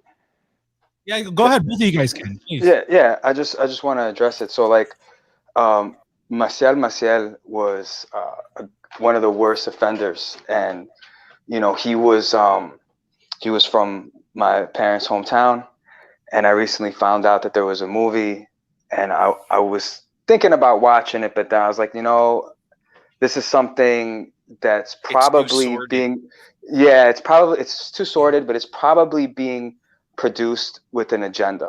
And so the reason why we hear so much about this in the way that we hear about it is as if it's something exclusive to the church or to priests in general, is because there's agenda behind it.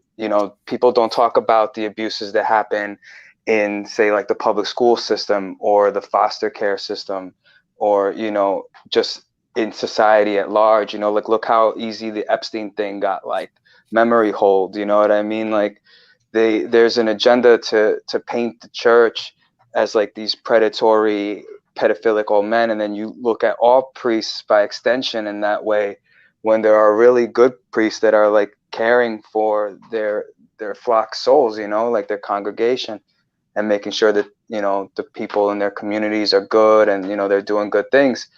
But the thing is that we know that the devil is going to attack the shepherd to scatter the sheep, to scatter the flock. So that's why, this has been predicted by Our Lady of Fatima.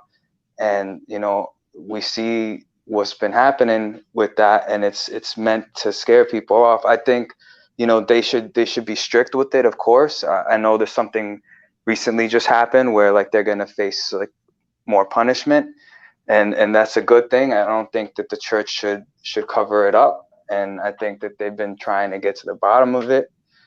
But hoping to see more of it. It's like what the Bible said. What was in the dark will come to the light, and that's what's happening. Yeah. And go ahead, Cephas. You want to get your 2 cents in, please. Yeah. When it comes to clerical abuse, I don't think that it's just something that we can ignore, because what happens with something of that grand a magnitude is that it causes scandal, which is, well, father or bishop so-and-so is caught doing this, this, and this, so the church isn't true, so I'm not going to convert, so I don't have to do any of that. We have to call it out, because whatever you don't call out, whatever you don't stop, keeps getting rewarded and keeps continuing and continuing. Now, it is a precept of charity to speak the truth, and it helps no one. It helps no Catholic, no Orthodox, whatever, to just circle the wagons around their clergy simply because they have the siege mentality. I mean, if you're circling your wagons around a serial killer, you just gave him a target-rich environment. So the same thing with clerics, even all the way up to the papacy. I mean, for goodness sake, I mean, Dante Alighieri, when he wrote Inferno, he basically predicted that the current reigning Pope, Boniface VIII, would go to hell. So this idea that we Catholics are just mindless automatons who follow whatever the Pope says, I'd say nobody in history has had as long a streak of criticizing bad popes as Catholics do. So we have to speak out against abuses, because we are our brother's keepers. And if there are any good churchmen left in the Catholic Church, then they can help clean the corruption. Yeah. Melanie brought up a good question to follow up. She said, but I understand all this that we're saying. What can the church do to address this? Speak out against sin. I mean, one of the biggest deficits of the past 60 years since the council is that because of the accommodation of the sexual revolution, among other things, and also a lack of robust moral theology, nobody is afraid to sin anymore. I mean, the way that I put it is, you'll have tons of Catholics who take communion, 64 times a year and only go to confession once a year. Most of these people don't understand that most of these people don't understand, for one thing, that communion isn't a treat for just sitting through a boring mass. It is the point of the mass. It is to receive the body, blood, soul, and divinity of our Lord Jesus Christ in your body to heal your soul. But one of the requirements is that people aren't properly catechized. Like what you just said is going to go over the heads of probably the majority of Catholics. No, facts, bro. And and as a Catholic, hold on. Here's the thing. Let me make a quick point. Hold on. Klaus. Yeah, because this actually literally happened to me. Because last year I went to mass with like my mom and my aunts and whatever, and I did the communion, and they're like, "You haven't confessed in a while, have you?" And I'm like, "No, not really." And yeah. They told me that you're not supposed to receive communion if you haven't confessed. Yeah, or something like that. proper it's different. It's different from my end. You know, you don't have to confess to do a commitment. You know, we go directly to God. We don't have to go directly to men for well, we go directly to God too. The priest is just there to assist you with it because you know, it's harder to confess in front of other people. You know, it's fine to be naked by yourself at home, but when you got to be naked in front of other people, then it's like it's a lot more deeper. So I mean, a lot of people think that we confess to the priest, but we don't. We're confessing to Christ. The priest is just there to kind of advocate for us and help us get through that. Here's the thing: we at the end of our church services, excuse me, we also do a confession in front of the church too, and you know, we all pray, you know, for the people. But you do a confession about everything that you need to confess about? You see, that's the thing. It's no, we don't. Like, for example, we will say, you know, please help me with our finances. Please help me, you know, pray for me because I'm losing, you know, my home. When you go to confession, we admit the darkest evil things that we've committed and have been weighing on our consciousness. It's not about like asking things. It's about getting rid of the guilt around being tempted by the devil and giving into those things. Can I ask the question? Indeed and in thought. Indeed and in thought. Because Rancho, you have to confess the thoughts too. 1 second. Jesse Lee Peterson has a question. Yes. What's going on, guys? This stream is amazing. But I hope before you ask your question, what's up with the Jesse Lee Peterson as your no, I'm just making sure there's no beta backs up in here, you know. I have to make sure everyone is a man. Beta male. So, beta male. You a slur? You know, next time you're in LA, fighter, I'm gonna take you to Jesse. Oh, are you sure? Yeah. Oh, all right, man. We're gonna go there, man. Do an interview. Do an interview. All right, now, listen. I have this question, right? Because you guys were speaking on things like confession and whatnot, and going through man. Now, who does a priest go to when he feels that there's things he wants to get off his chest that he feels? Confessor. Priest have a spiritual confessor. Yeah, they have another priest. Another priest. Yeah. Okay. I mean, even the Pope historically would confess to just a priest. Yeah. Okay. It's just more about human interaction and connecting. How y'all doing? Well, the priest is actually there as a representative of the office. Say, like, you know, he's like the ambassador, right? When the president sends an ambassador to a foreign country, he's there under the authority of the United States. Okay, because I'm gonna be honest. Wait, 1 sec, Elijah. You may have a question, bro. I need you to be patient and wait. I will come to you when I'm ready for you. Right now, fighters. It's all right. I'll just stay in the chat. Okay. Cool. Beta fighter. Now, I mean, so the reason I asked that question because, you know, I'm not really into Catholicism, but I like to hear where people come from and why they believe in it. And many people have structures and systems that help them become a better person or help them get through the day, you know, of life's ills, you know, the daily struggles we go through as human beings.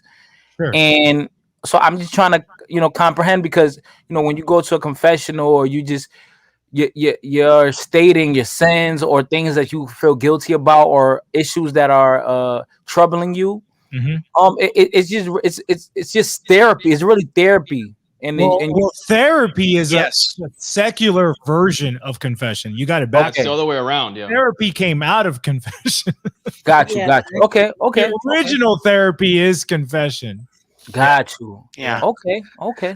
Yeah. I also You're right. It is very similar. I mean, again, it's just therapy with God, with tradition. So it's like once you it's basically if you want to, you know, speak on it in layman terms, that you're just speaking to another person or something out there, and you're just kind of releasing something you were holding in. Well, the person kind of holds you accountable. Like you remember when we went to the orphanage, and I went to confession with the Orthodox priest. Like, ideally you have a confessor. And it may not even be your priest at the church you go to. Like, you have someone who's basically like your therapist, if you want to bring it down into those terms.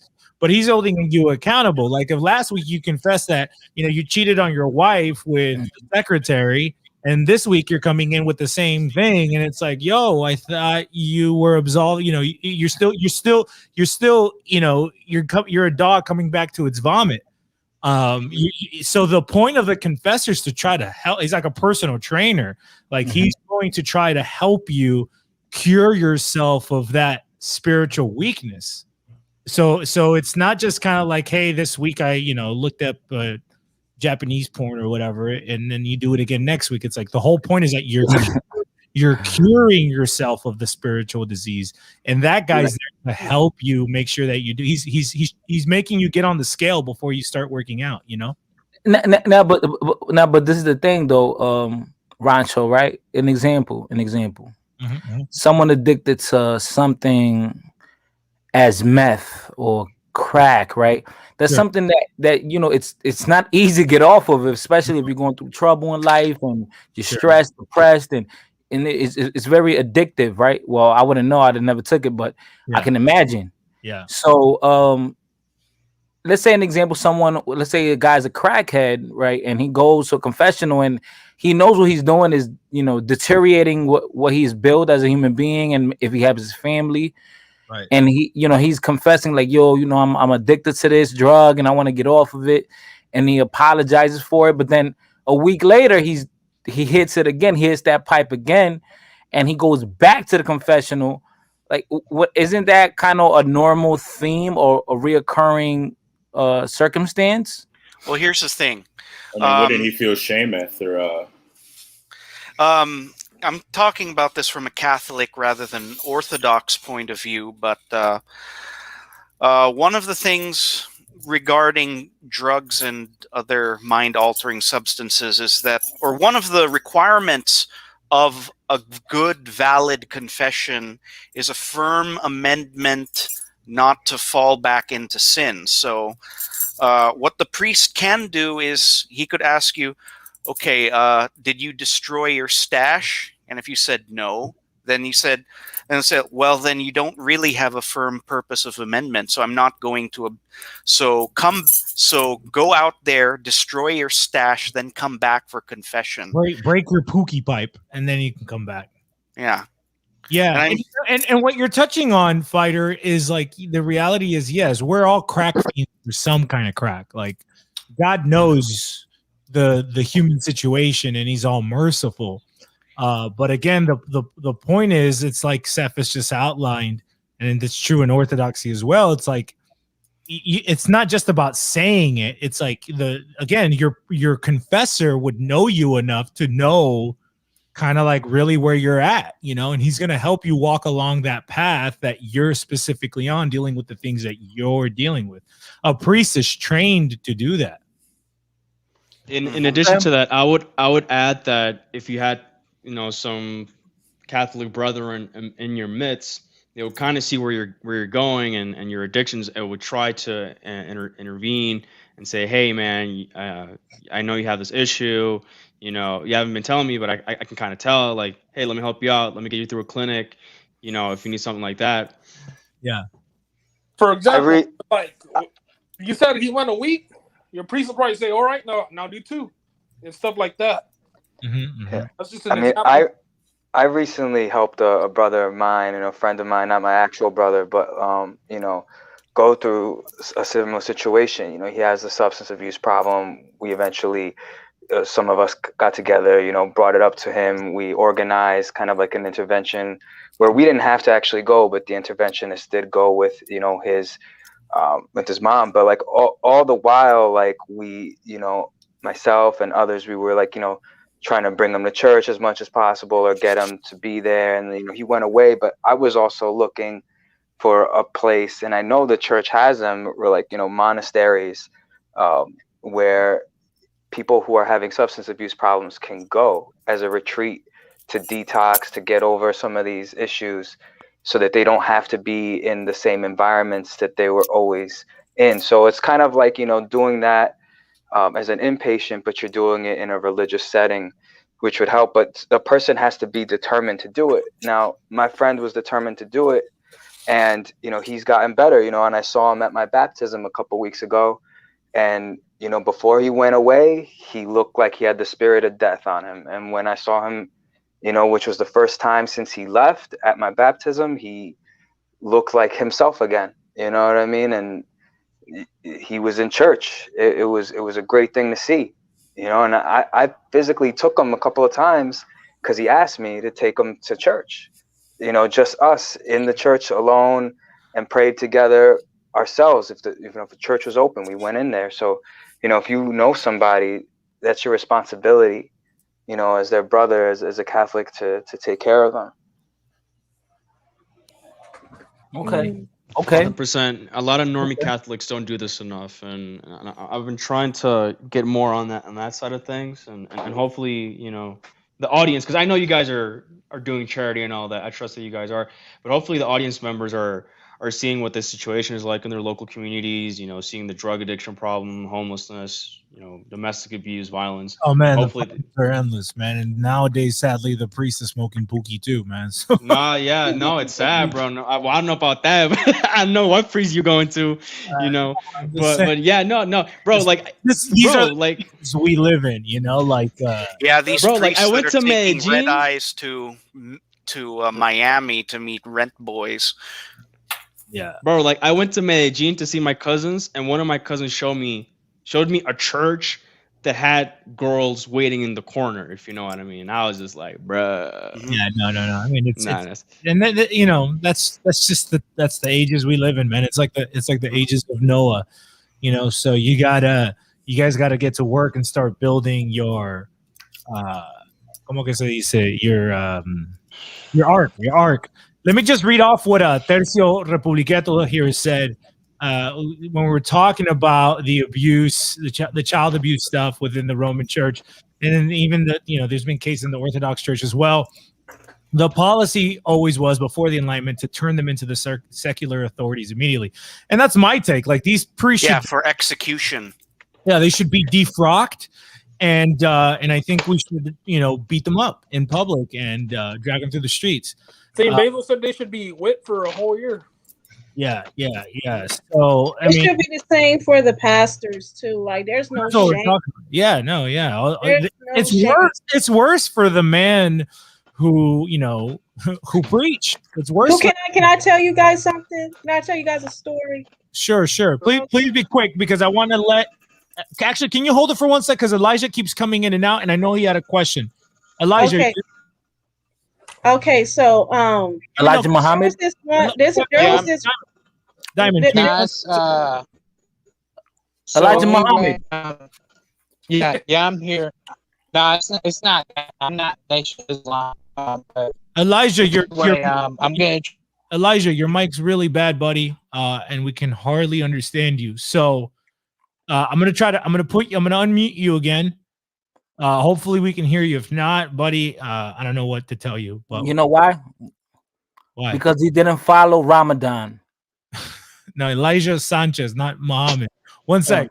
Go ahead. Astaghfirullah. Elijah, you there? Yeah, I'm here. Can you hear me? Yeah, please, buddy. Go ahead. You're on the show. All right. So let me introduce myself. My name is Elijah Sanchez. Nice to meet you. I'm kind of from Instagram. I'm a Spanish monarchist. And yeah, I kind of discovered you from you guys know Algo Real, right? Elijah, I'm really sorry, bro, but I don't know if can you guys hear him? He was breaking up. No, it was breaking up.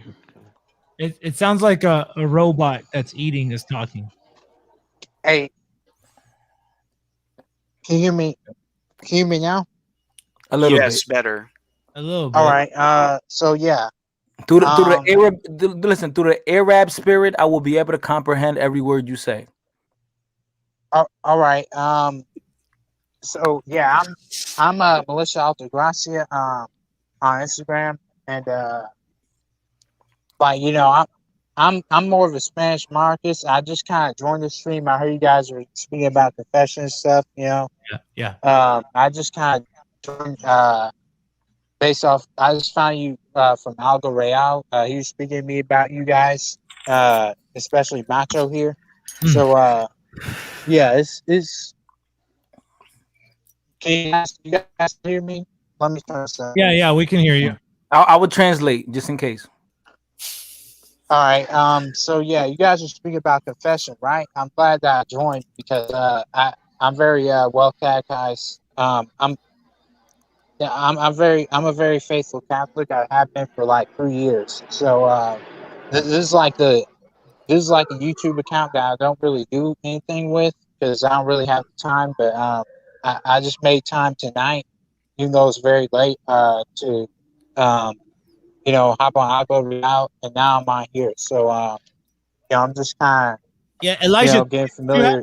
Did you have a question, buddy, or something you wanted to share real quick? Because I want to get to everybody on the panel and everybody who's trying to hop in. So everybody has questions about the faith, right? Like Catholic faith or something like that, right? Yeah. Do you have a specific question, or do you want to share something specifically so I can cycle? Oh yeah. Like, what do you guys think? Like I know they're never mind, but you guys know, like, never mind. I'll just let somebody else. Hey, listen, Elijah Muhammad, express your kindred towards. Yeah, if you have anything to share, just go ahead and share it, bro. Don't be shy. Just go ahead and spit it out, and we'll on it for a second. I'll tell you guys. Be very devoted to the rosary. A lot of you guys know what that is, right? The rosary prayer. Yeah, I pray it every day. Yeah, continue to do that because it works. I'm going to tell you one instance. Do you pray? Do you pray 6 times a day? No, I'm not Muslim. Oh, sorry. All right. Yeah, we pray 7 times a day. Yeah. I'm like 4% Egyptian, so I might be the most Muslim here. What's up? You're Coptic. Yeah. It's هلا والله يا أخي كيف حالك حبيبي؟ Inshallah. Like I just started, like, it's like this Boomer Baptist town that I live in, right? I kind of dedicated my rosary to, like, the conversion of, like, where I live, right? Because the Spanish were here first, Hernando de Soto, in this South Carolina before the WASP, the white Anglo-Saxon Protestants kind of ruined everything. So,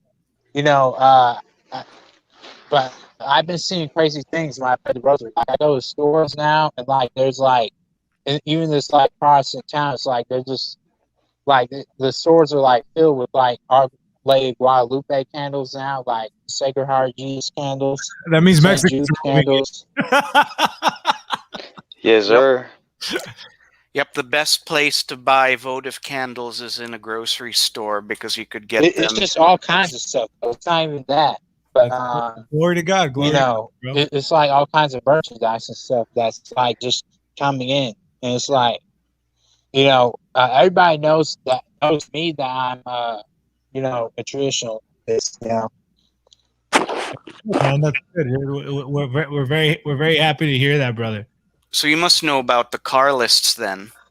Yeah, I'm like, I consider myself more of a Francoist, but, like, yeah. What state are you in, Elijah? You're in Texas, or where are you? South Carolina, but I used to live in the Bronx. Okay. I just got Algo Real stream, but yeah, but you guys know. Well, welcome, man. I don't know if you've caught much of this channel yet, but you probably enjoy maybe 80% of it. Mm-hmm. I'm a Dominican. I'm a mulatto. Much like I believe somebody was in here like 7 of 7 or something like that. Fighter 7. Fighter. All right, yeah. Jesse Lee Peterson, he's right here. We have another Dominican here. Yeah. There's 3 Dominicans in here right now. Anti-beta male complex number 7. That's what's up. I heard you before. I heard you before. Chivo got some real beef on you, bro. That's what I heard, man. Oh man, I'm trying to go to Dior. I might be going to Dior next month for my sister's wedding. So maybe me and him go meet up. You know, yeah. You Maybe guys, I'll see you there too, square Fighter. off. It's been a little while since he boxed, right? I sent the meme to him. And he made a view. Fighter, no black on black crime when you see Chivo, right? Oh no. No, we're gonna speak like grown men. You know. Yeah, I probably should. Amazing. I probably shouldn't be bringing that stuff in here, but no. Yeah, I just want to point that out. Take Frisco Dom with you though. Wait, what'd you say? Oh, Frisco Dom. Yeah, take Frisco Dom with you, Fighter. It's not like Spaniards didn't hate Catholics. That's the point that I'm trying to make. Like mulatto, mestizo, castizo, Spanish, we're all like part of the Latino identity. Right. So just because you're black or whatever, so-called black, Yeah, exactly. But, that doesn't matter. Chivo's kind of more like, I understand where it's coming from, but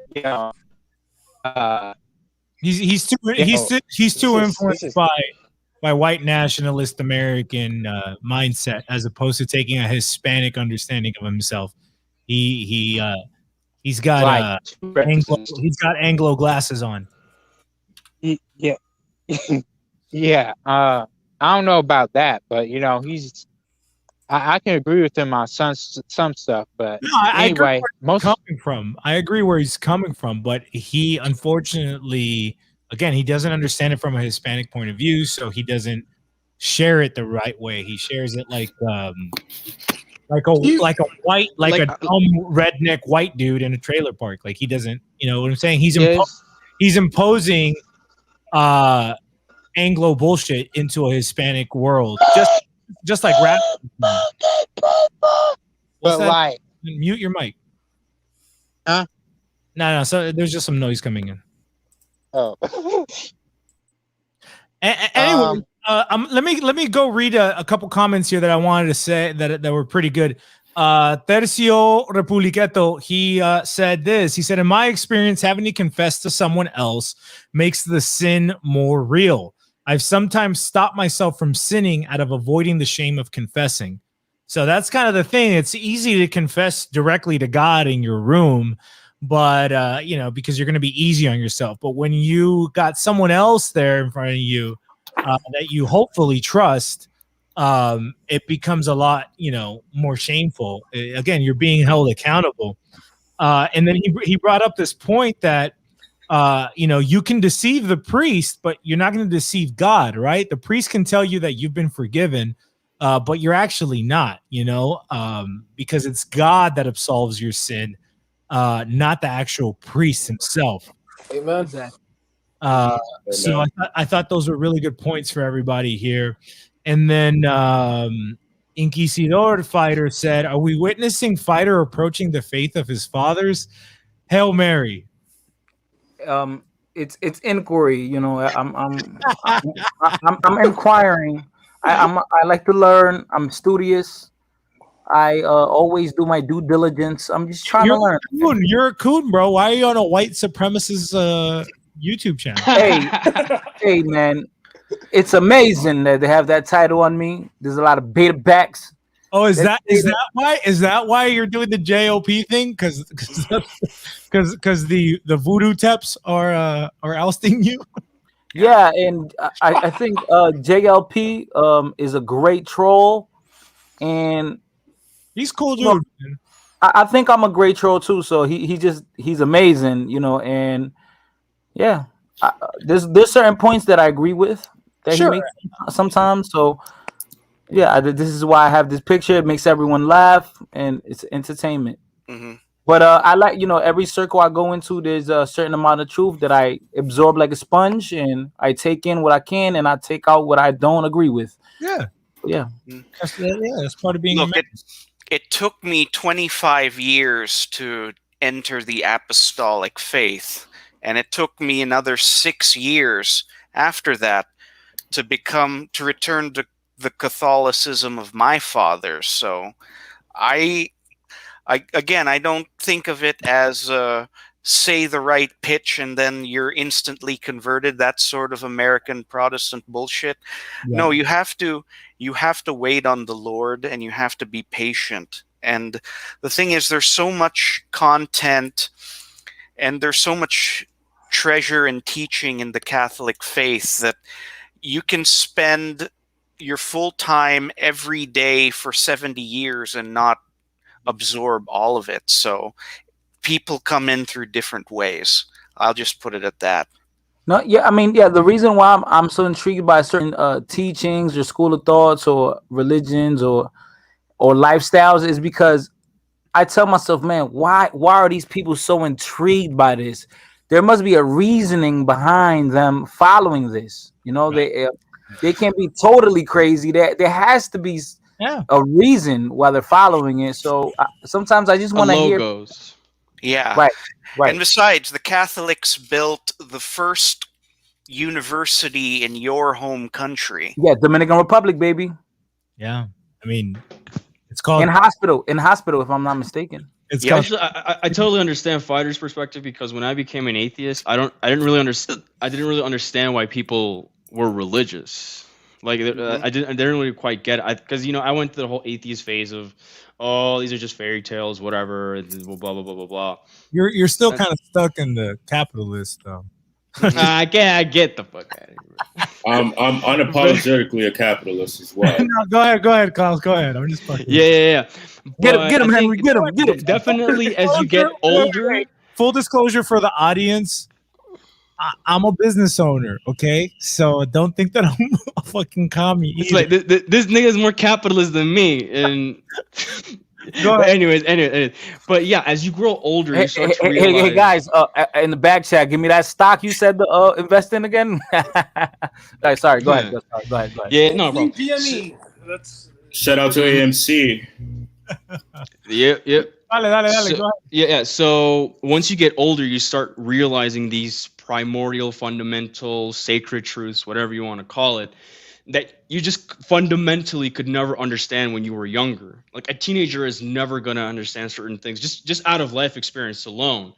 So it's kind of interesting how a lot of us have found faith, a little later in life, mid-20s, sometimes even in the 30s, because I'm sure that, especially Noel, there's probably a lot of shit that your dad did when you were a kid, and you're like, man, my dad is annoying, and I hate my dad, and then when you start growing up, I'm like, shit, my dad was right though. Like you start getting that oh shit moment, yeah. So I think that's the same thing with religion. It's like you start growing up, and then you realize, oh, okay, that's what it's all about. Yeah, it takes living to gain wisdom, and it's funny how things have a full circle. Maybe at one point I should make an episode. Klaus, you're like my interviewer. I think we have like really good chemistry in having conversations. Aw, thanks, boo. I appreciate that. And maybe I should share. It might help the audience if I share kind of, because I went like full circle. Like I was into like Far Eastern religion, not religions, but more like from the philosophical, like Taoism and Confucianism, and I even looked into Islam, and somehow I ended up back at the church, capital C. You're such a California white girl, bro. Enochian about angel languages and other fucking superstitious bullshit like that. You know what I mean? That's what brought you in? Enochian? No. Oh. I finally found the church fathers from there. You know what I mean? Ah, got you. Yeah, I was reading that John D bullshit. I don't know if you know who John D is. Of course, bro. We always point out 007 and Queen Elizabeth being a witch. So I'm basically the discount taco. You know what I mean? Yeah. I'll leave it at that. Hey, by the way, everyone in the audience, if you want to hear an amazing testimony and how someone came to church, go to Inquisidor's channel. I don't know what his channel. I'm gonna put the link in the show description. His channel is El Inquisidor, El and Inquisidor, and look up Base Taco's story. El Pocho Holy Hour number 4. There you from go. Occult to Catholicism. Yeah, very. I mean, like if you go camping, play that because it's really good camping material. Well, I wanted to read off what Bestia 2.0 said. He said, "Aren't we supposed to pray in private and not like the hypocrites do in front of everyone?" And before I answer, I gotta say I'm kind of impressed because Bestia has been following me for a little while. And he was one of the guys who was like, why we got to go to church? Why you got to make everything about Jesus? Can we just go kill white people and black people and make the Hispanic imperium? You know? But now I see him, these last couple of times I've seen him, like I can tell he's picked up a Bible. So, you know, I'm kind of impressed. But anyways, Cephas, Fonz, anybody want to take a swing at this question? Yeah, I'll expand on my answer that I made in the comments. So I think what Bestia is getting at is from the Beatitudes, Matthew chapter 5, where when you pray, don't go out in public like the hypocrites, blah, blah, blah, but go. I have my Bible right here with me. You go for what he's saying is virtual signaling. What he's saying is don't like to talk to God privately in a closed space. Okay, let's keep it going. What were you gonna say, Fonz? No, he's talking about false piety. I'm not sure if he thinks that praying to a priest is false piety, but I mean I get his point. And yeah, you shouldn't be looking for false piety.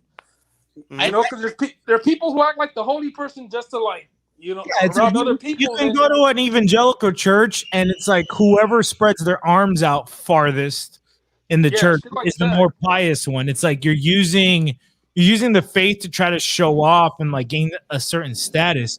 Right. Here's the passage. Hold on, real quick. When you go to confession, you're not in front of the whole church. You're not trying to show off. That again, that guy, that priest, you're not confessing to him. He's just like an advocate. He's kind of there to kind of hold you, make sure you don't fall, and as you're trying to, you know, confess your sins to God. You're not praying in public. You're not showing off. You're confessing your sins to God, and he's there to kind of hold your hand through that process. Go ahead. I think a more accurate approach of false piety would be like what a Pentecostal does when he's speaking tongues. That's false piety and pre-list at the same time. You can go to some churches and they're crip walking in the front. Yeah, exactly. You know, and you know, crip walking for Jesus. You know, and then people will leave it. The armor of God. Amazing. Mm-hmm. Go ahead, Cephas. So you got passage. Yeah, so the passage. Christ. So it's Matthew 6, verse 5 through 8. And when ye pray, you shall not be as the hypocrites that love to stand and pray in the synagogues and corners of the streets, that they may be seen by men. Amen, I say to you, they have received the reward. But thou, when thou shalt pray, enter into thy chamber, and having shut the door, pray to thy Father in secret, and thy Father who seeth in secret will repay thee. So prayer as a means of gaining social clout has basically, I mean, it's meaningless, it's vain. And I said that both private prayer and public prayer both have their uses, because private prayer is important because it helps cultivate that interior life. And until I made a habit of praying the rosary, I could barely pray at all. But I mean, and public prayer, especially like for you Catholics out there, we like saying the Angelus, or an even more rare and old school practices, praying the prime upon waking up and Compline before going to bed. These are all things that are done as a family so that the children and the wife are inculcated with a sense of the faith. And so it helps raise up the brethren and the children. And like, I mean, I had my couple of years where I was living a reprobate life, and if I didn't have any sort of formation in the Christian faith, I don't know where I would be right now, because I was doing some really horrible things. But I had the memories of those things to sustain me. Got it. Anybody else got any questions or things that they want to share on this topic? Because I'm gonna take it another place real quick, and then we're probably gonna wrap up the show. So if you guys have anything on this, what you guys do you guys honor the saints, or do you guys worship the saints? Honor. We venerate the saints. Yeah, which would be honoring. We don't worship the saints. The saints are. This actually touches on something I had on my notes. Look at that. The problem is in Greek, there's like 3 different ways to worship, right? There's one worship only reserved for the Holy Trinity, and and everything else is just veneration. I think the Holy Mother has her own special kind of veneration, but there's only a certain kind of way that you worship the Father, the Son, and the Holy Spirit. Right. So what Fonz is getting at here is that the sort of worship that is reserved to God alone is called latria. And that sort of worship is the offering up of the sacrifice, which is strictly prohibited to any creature, even the Virgin Mary. The other sorts of quote-unquote worship that Fonz is referring to are dulia and hyperdulia. Dulia is basically honoring or reverencing or giving homage. So in any given Catholic Mass or Orthodox Divine Liturgy, almost every day is some holy day or some saint's day. So what happens is that we pray to, and in a sense for, the saint of the day, and we're basically asking the saint to intercede to God for us, and we give the holy sacrifice of the altar to God. That's the latria, and paying respect to the blessed departed is dulia. And for the Virgin Mary, because she is the new Ark of the Covenant, and in fact, the very flesh of Christ comes from Mary herself, we give her hyperdulia, which is above the rest of the saints. And in fact, in the Orthodox Church, one of the hymns that is commonly sung in the non-Lenten season, what they say to her is, more honorable than the cherubim, more glorious beyond compare than the seraphim. Without corruption, you gave birth to God the Word. True Mother of God, we magnify thee. Amen. Yeah, so the saints, we don't pray to them. We do pray to them. Well, what I'm trying to speak in Protestant terms. We don't worship them.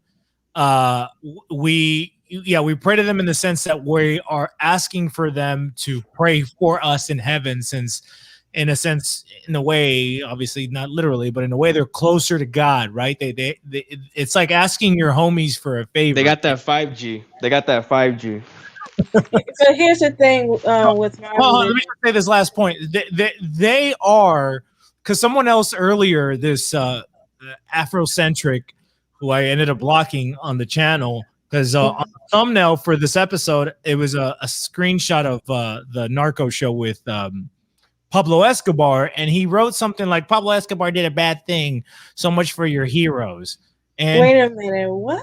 Yeah, that's what he said. He's like, so much for your heroes. He's a bad person. And I didn't answer him, but I thought to myself, like, Pablo Escobar isn't my hero. Like, my hero is like St. John Chrysostom, you know, like St. Paul's a hero. You know, Christ is my hero. Pablo Escobar is a legend, you know, but he's not a hero. I'm not looking for him for a living example. The living examples are the saints, right? They actually lived it, and that's why they became saints. So so the saints aren't God. You're not worshiping them. You venerate them, you pay respects to them because they lived it. They actually walked the talk. And you know, like you would ask a friend for a favor, you ask them to help intercede for you. Well, please. What would be you guys' oh, my bad. Go ahead. We don't in my part of Christianity, we're kind of similar, but however, we don't go to the saints to ask God a favor when we can go to Christ himself, because he's the one. No one says you can't go to Christ himself. Go to Christ himself. You know? But no, that's not what I'm saying. But how would it hurt you to ask his mom to do that for you? Because here's the thing. Mary was just, you know, a vessel to carry Christ because she was a chosen. But we don't. But the reason why we don't go to Mary because she's not a God. Yeah, but we don't go to Mary expecting. No, we're not. I'm not saying it's something wrong with you know. We don't go to Mary because we think she's God. We go to Mary because she's the mother of Christ, and the mother of Christ is going to have an edge compared to you by yourself. If you may I ask what denomination of Protestantism or are you from? Go ahead. I'm a Baptist. Baptist. Okay, understood. Yeah. So I don't go to other saints to get to Christ when I can go to him directly. Yeah, we go to Christ directly as well. But again, when did Christ show himself to the world? It was at the wedding of Cana. And who was the person who compelled Christ to work a miracle? It was his mother. Right? She said, "Son, please do these people a favor. They don't got enough wine. I know you can do your thing. And he said, "Oh man, I'm not ready," but he did it anyways. So we go to Christ. I have an icon of Christ right here, and I go and I pray to Christ and I kiss Christ and I do everything I got to do to Christ directly. But then Noah's right there and David's right there and St. Paul and his mother's right there. And I ask him to do the same for me. So when I'm gone and I'm sleeping, they can remember me, and they can also tell Christ, especially his mother, yo, don't forget about Noel. You know, he needs you. Yeah, but we're another entity. You know, we don't need all that. You know, when Christ died, so because he's the mediator between him and God. So that's God. Is Christ God? In the Bible, he said he is one with God. I'm asking you though, is Christ God? Yes. Is Mary the mother of Christ? Yeah, she's a human being. Is Mary the mother of God? Mary the mother of God? Yes. Is she the mother of God? Not God himself, but she's a wait. So you believe in the Holy Trinity? Wait. Yeah, hold on, Henry. Oh, go ahead. So Christ is God. Yeah. Mary is the mother of God. But here's the thing. God chose Mary to carry out Jesus is because, you know, she follows the commandments, and that's why she was chosen to carry out God. We know that. We're familiar with that, but I'm trying to. And the reason why is for his birth is for him to die for our sins. We know. Trust me, we're all Christian here. Yeah, I understand. Yeah. But what I'm asking is, if Christ is God and Mary is the mother of Christ, why do you have a problem saying Mary is the mother of God? We're not saying we have a problem with the Mary of God. It's just going, you know, it's just having to go through her to, you know, going to Christ when you really don't have to do that. It's it's just a choice. Let me ask you a question, Princess. When you're having a tough time in life, and you may have close brother or sister, or relative or friend or somebody, and you tell them like I'm having a tough time. Can you pray for me? Do you ever do stuff like that? Yeah, but I also pray for myself. I know. You gotta understand, people are human. Hold on, one at a time, sweetheart. Don't get ahead. No. Sweetheart, there's no need to get ahead. We're gonna walk through it all, but just one question at a time. You do ask people to pray for you sometimes. Yes. Okay, so why wouldn't you ask the Mother of God to pray for you? Because she's dead. She can't pray for me. So she's not in heaven? She's in heaven, but the thing is, she's not a deity. You pray. You didn't ask her to work a miracle for you. You asked her to pray for you. No, you don't do that. We don't do that. I know you don't do that, but do you see kind of the logical disconnect there? Like, if you're gonna ask Joe Schmo to pray for you, why wouldn't you ask Christ's mother to pray for you? Because she's gone. You can't ask her because here's the thing. Human on earth. Hold on a second. Here's the thing that you hold on, sweetheart. You hold on 1 second. If you're gonna ask Joe Schmo to pray for you, who's a nobody. But here's what I'm trying to say. I know what you're trying to say, but you need to listen right now. The living person is different. I need you to listen right now. I listen to you. No, you're not. You're interrupting me, and you're not letting me make my point through. And you're moving ahead in my questioning when I'm at one question so far. Let's take it one at a time. Let's dance together. Let me guide you in this dance. Let the man lead real quick. Okay, so if you ask Joe Schmo to pray for you, who's a nobody, you won't ask the Mother of Christ to pray for you because she's dead, even though she's in heaven. I need to understand the logic behind that. Okay. So let's just understand the logic because we don't need to. There is no purpose to. So why did you ask Joe Schmo to pray for you? Because he's a living person. But does she not have?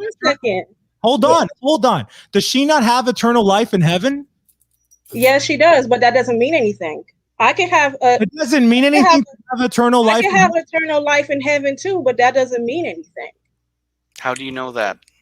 What do you mean it doesn't? Okay, hold on a second. You guys, you jumping ahead because I did what God, asked me to do. It doesn't put me in a higher position for me to, pray something else. That means that you guys don't really need Christ because what is Christ there for? If you didn't need Christ, then why did you ask Joe Schmo? The fact that you're asking Joe Schmo. So wait, hold on. Just answer this question real quick. If you ask Joe Schmo, who's a nobody, to pray for you, are you saying you don't need Christ? Why did you ask Joe Schmo to pray for you?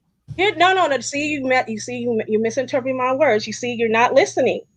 What I am saying is that you putting people above Christ. No, I'm not putting the Virgin Mary above Christ. Are you putting Joe Schmo above Christ when you ask them to pray for you?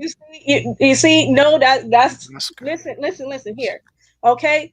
God is not saying that because Joe Schmo is not in heaven. Okay, I'm asking Joe Schmo. Virgin Mary is. But hold on. But that doesn't mean anything. You go to heaven. What then? Because all this. If going to heaven doesn't mean anything, what's Christianity? Hold on a second. It's because if you have to go to Mary to get to pray to God, what's the point of Christ? What's the point of praying to Christ if you have to go to Mary? Because you don't have to go to Mary. Do you have to go to Joe Schmo? I don't have to go to Joe Schmo. Why did you go to Joe Schmo? Because he's somebody I can trust. Because he can amplify your prayer. But that doesn't mean Mary can. Mary's not a god. I have a question. Wait. But Joe Schmo's not a god. I know he's not a god. He's not a god. He's not the Mother of Christ. He's a person that can go to Christ and help. Don't you think his mother would have more immediate access to him? No, because she's no. So why is it? Why is it? Because okay, let's ask you a question. Since you're a Baptist and you're all about the Bible, why is it that in Scripture that the first miracle he made was at the behest of his mother? That's because his mother told him we're out of wine. She did not say So you don't think that there's any significance that the first miracle he works in the Bible was as a result at the behest of his mother? You don't think, you just think that's she asked him, she told him, son, we're out of wine. She did not tell him to do a miracle. He did that.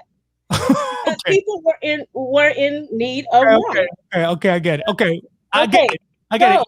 Just because Mary, gave birth to Christ, that doesn't mean that you go to her. You put in her. All right, I'm sorry, Diamond. I don't mean to be rude to you, but I have to boot you out because I don't really care what you're saying. With all due respect. Well, Mike, the question I was going to ask her was that does she, number one, does she believe that any of her departed relatives are in heaven? And number two, does she believe that they don't see what's going on here on Earth? So let's just to simplify matters, when you get to heaven, you've already reached a state of perfection. You don't have the same weaknesses or follies that you did when you were on Earth. And you know this person who's on Earth. So why wouldn't you seek the intercession of somebody who's in heaven, who has a connection to you either through family or through country? And most importantly of all, why not reach out to the Mother of God when she has repeatedly reached out to us? Well, they don't believe in that. They'll just say you guys are smoking something. Princess, she's a nice girl. She's a good girl. She's an honest woman. I actually have a lot of respect for her, but she just got stuck in her feminism and her Baptist stuff. Southern Baptist ways. Yeah, and her, the Black Queen came out, and she's a good girl. I hope she doesn't get offended by but it's like I had to. It's like sometimes a lunatic, you got to slap them to snap out of it. I see it as an act of charity, to be honest. Yeah, I hope nobody misinterprets. I wasn't necessarily trying to be a dick. It's just I'm not getting through to you. Clearly, there's a disconnect. If you can ask Joe Schmo, who's a nobody, to pray for you, who's here on Earth, and you're not going to ask the mother, it just seems like a weird pride. It's like I don't want to give it to the Catholics, and I get it. If you were raised in that type of environment, then you've been programmed to think that way. But clearly there's a logical fallacy here. And that's really what I was just trying to get at. I was just trying to point out the logical fallacies. Let's pray for her. Hopefully she finds a good Catholic Hispanic man and this is why patience is so important. To zip that mouth and peep game from where it's coming from. Because it's not your place, woman. That's part of the Hispano way. If the issue in your community is that the men won't be manly, won't be manful anymore, they won't put their foot down, they won't establish order, they won't tell you, okay, enough of your mouth, now you got to listen and obey and submit, then, the Hispanic world still has that very much alive. So, hopefully that teaches you. Anyways, okay, let me turn into the last little segment here into the show. Earlier today, I got on YouTube and my friend, I hope I can call her that. I don't know if she considers herself my friend. I might be too white for her. Our lovely Cristina, la Afro-Latina Dominicana, posted a little picture here. I'm just going to share the screen. Apparently, Gay Pride Month is also Caribbean American Heritage Month. If you guys didn't know, Gay Pride Month runs hand in hand with Caribbean American Heritage Month. I hope you guys can see it. So what you're saying is they made a whole last month for Truth Teacher, bro? And is that what you're trying to say? Yeah, two. He gets double. He gets one in the front, one in the back. Oh, bro, don't say that, bro. Yeah, and I wanted to share a little bit about this because what you guys can see here. Here's something that I've been posing. A lot of people have posing. But I think maybe what I brought new to the conversation in this little corner of YouTube was that I can actually substantiate it. There's documentary evidence of the U.S. embassies promoting these type of things in our countries. We can see it all over. I mean, you don't have to have documents to prove it. Like, we see it. There is a culture war going on. And I've said it, that one of the fronts of that culture war between JAM and the Hispano world and tradition is specifically the Dominican Republic. It's no coincidence that the island of Hispaniola was where this whole thing started. It's no coincidence that the island of Hispaniola is split between African Franco Haiti, Masonic Haiti, liberal Haiti. Yeah, let's spell that. You got a Dominican on the panel that and there's no coincidence that the other country on that island is the Dominican Republic, named after the Dominican Order of Priests, and that country has a cross in it and the Bible on it.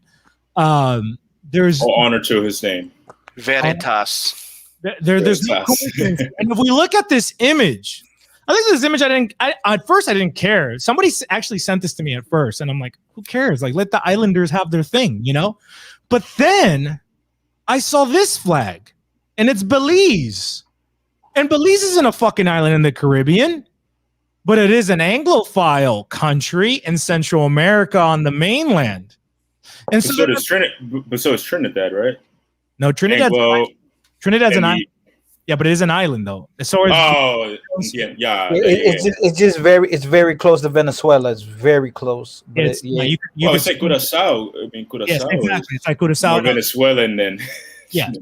I mean, Venezuelans swim up there. Hey, believe me, I'm all about Venezuela again. I'm all about making Jamaica Santiago again. So we'll save that for another episode. This is St. Vincent's flag, but here we got a mainland country. So then I know it's not just about the island. So now it's like, okay, it's the Caribbean basin. Okay, I can understand that. But then I thought to myself, well, how come Honduras isn't on here? How come Nicaragua's not on here? How come Panama? Some West Indian, Afro-Saxon, of course. That's what I'm going to get at. How come Colombia's not on here? How come Venezuela's not on here, right? But we got the three islands, the three Hispanic islands, which, by the way, I did a little bit of research. If you counted the populations of the Caribbean islands, not the basin, not the mainland countries, not the Spanish Main, right? Just the islands, you're talking about 43 million people. If you took out the Spanish-speaking world from these islands, you only have 18 million left. So what I'm saying is that the Anglophile islands, even though there's more of them, they're tiny and their populations are tiny. And the one that's French. There's one that's French. Yeah, by the way, if you took of those 18 million, Haiti is 11 million. So that means that the Anglophile countries come down to about 7 million people out of 43 million. And so here you see exactly what I'm talking about. And one of the things that I said earlier in the show was the concept of proxy war. And we're going to expand on it in a sec, but I just kind of want to walk you guys through my experience with this thing. So I got on here and I said, it's funny how Belize is included, but why isn't Nicaragua, Honduras, Panama? What about Colombia, Venezuela? This is part of the Psyop, psychological operation. The Afro-Saxons trying to divide our ethnos for their Anglo-Saxon masters.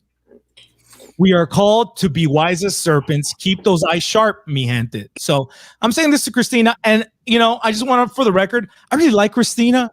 I have warm, friendly feelings to her. I think she's a good girl. I think she's a good woman. I think she's stuck between, an awkward situation where she, kind of has to compromise and kind of play mediator between the Afro-Saxons, whether they come from islands or they come from the U.S. and the Hispanics and the Hispanic Antillanos. And, that's a really tough situation to be in, and I empathize for her. But the reality is, guys, we cannot ride two horses. We cannot serve two masters.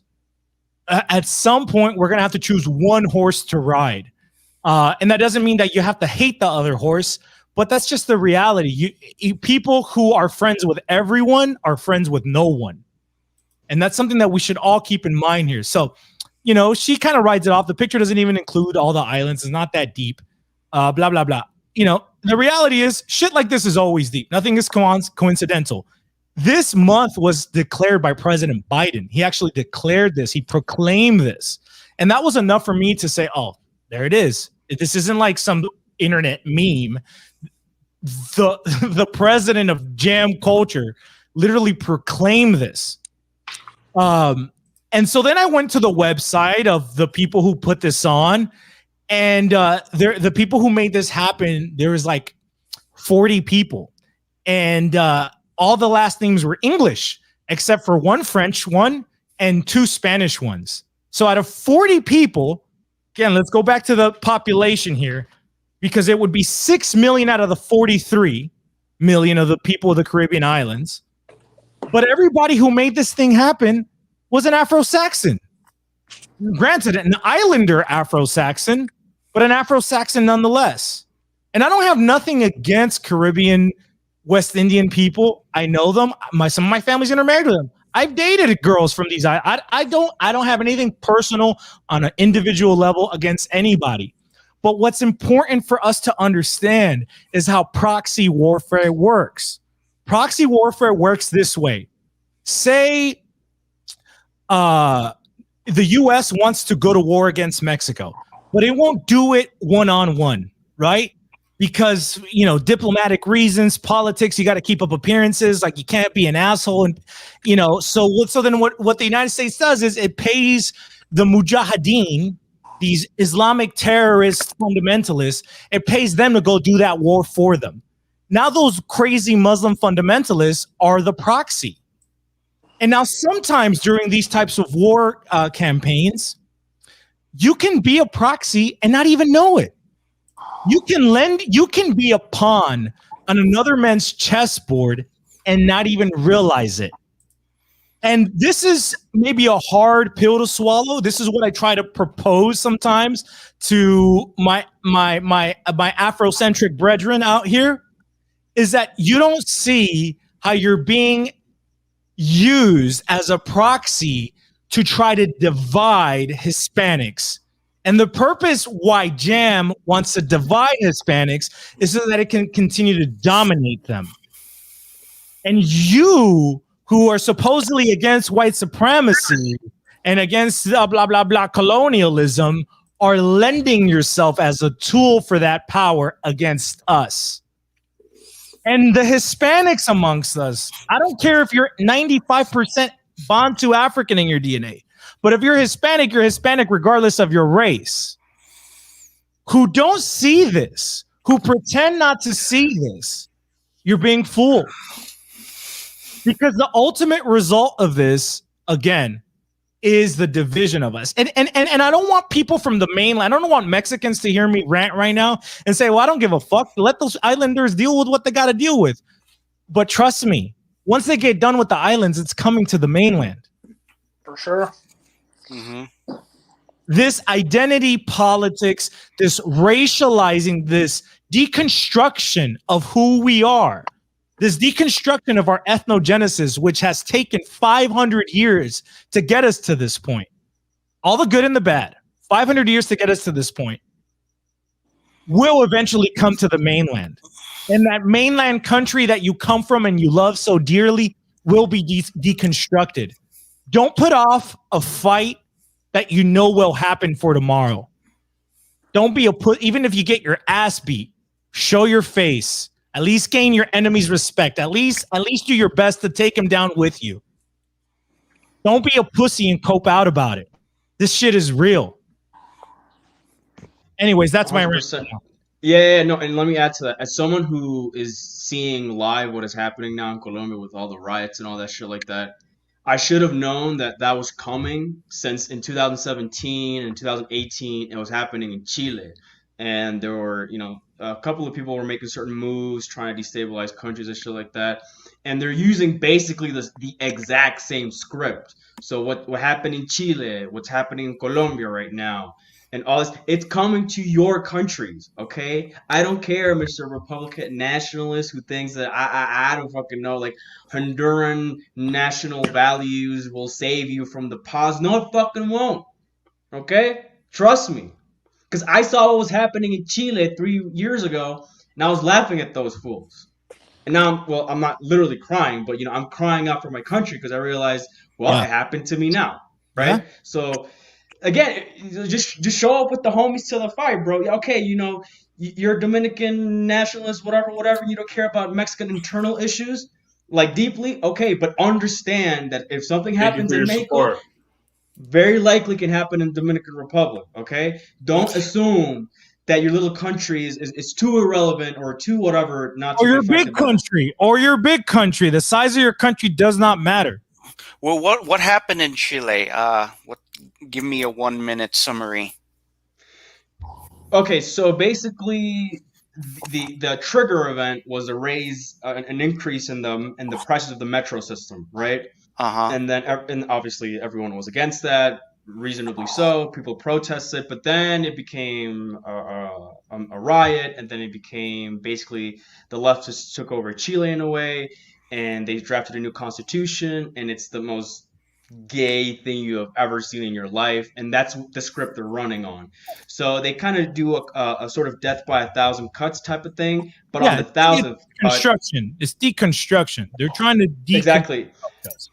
But the 1,000th cut is not a cut; it's a major, like a slash. So in Chile, it was a trigger event. It was raising the metro prices in the capital. In Colombia, it was the budget reform, which was telling people to, you have to pay more taxes because of this, that, and the other, right? And everyone was against that, obviously. But then that sort of well-intentioned anger at the government then is turning right now into basically a coup attempt by leftist radicals.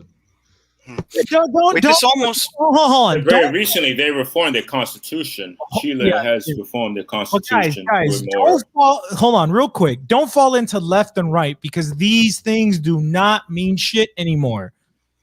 Don't fall into the boomer dialectics. They do not mean anything in today's world, because the same thing that's happening in Colombia right now, the same thing that happened in Chile, happened in Nicaragua in 2018. And supposedly Nicaragua was a leftist socialist government. The exact same playbook happened. So this is not about left and right. This is about West and Sur. This is about Gringo and Hispano. This is what it's about. Let's not fool ourselves. This is about demographics. This is about. I was trying to play up to the audience so they could understand more or less. But yeah, you're hitting it on the. Let me share this real quick. Go to this article. Just type in Ben Norton, Nicaragua, the gray zone, and you'll find this link. Or I'll try to drop it. Whatever. Okay, these are documents that were posted on LinkedIn by NGOs that are run straight out of the U.S. Foreign Department, State Department, the department that runs the embassies. So the embassies are hiring these positions, and in the documents of the positions that they're hiring, they're looking for people who can basically foment division based on race, LGBT, feminism. Okay, so what's going on in Colombia? Those stupid teenagers that are so disconnected from reality but super connected to Instagram values. Those values aren't just coming out on their phone for spontaneous reasons. There's NGOs in Colombia promoting this stuff. There's NGOs in Nicaragua, the leftist communist country that's supposed to be on the political opposite of Colombia, promoting this stuff, because it's not about politics. It's about dividing and conquering us. And if you go to this article, you will find extensive documentary evidence of how the U.S. is promoting this stuff officially. And there's no denying it. You cannot deny this. So, again, Marquise here, if you guys look at the comment, you know, these guys are being sarcastic amongst themselves. This guy's obsessed with black people because black Americans, blah, blah, blah. And this guy thinks he's a smartass. He says, because we run the narrative and they must follow. We are the most powerful people in the diaspora. No, you're just the tool. You're just the tool for other people. And you're lending yourself to be a tool so that you can feel better about yourself. And I'll give you an example here because, you know, I go back and forth with this guy. And look, man, if we look at homie here, let's look at his picture because remember, Rancho always said this whole black-brown unity thing is bullshit. This whole white-brown unity thing is bullshit. When the real shit kicks off, the blacks and the whites will unite and go against us, even if we're black or white. And look at Marquise. I don't even want to deal with this guy. Look at Marquise's. He's a black Marine praying to the old red, white, and blue here, the symbol of Babylon on earth today. Okay, so look, so he's very gringo when the Hispanics come in. All of a sudden, he becomes white, and you know he's trying to be sarcastic here. He says, "Oh, I'm sorry. I thought a man who abandoned his home country said something because that's all he can cope to." And I said, "Oh, says the man sold from his country by his own brethren." Right? Okay. Then he says, I can't help what happened in the past, but you're choosing to stay here now. I appreciate being an American. That's the difference. You see how you just American ranked on you? You see what I'm saying? We were here first. We're the after white people, we come, then you Mexicans can come. But we're going to be white now. And you're going to be the niggas. You're going to be the niggas. That is the predominant black attitude in the United States. Let's not bullshit each other. Stop bullshitting me. You can bullshit white people. You can bullshit everybody. But I'm Noel. I'm that nigga from Inglewood. We lived together. We played together. We ate together. I let you drink off my Gatorade. So stop trying to bullshit. Be real. And that's right what he's saying. Yes, everything's in the... That's exactly what I tell my chocolate islanders. Everything's in the past. We can't do and my wannabe Aztec Mexicans, we can't do nothing about the past. Here's where we are. Let's harmonize. Let's forgive what we need to forgive, and let's move on. Let's be thankful. It's called providence. From bad things, good things come. This guy gets it. I'm totally for it. You know, the American identity is what I would call the secular occult mestizaje. It is. It totally is. Because I say this jokingly, but I mean it. These people always make fun of us for being rape babies and being mutts and blah, blah, blah, blah, blah, blah, blah. But the future of America is a Anglo mulatto Jew.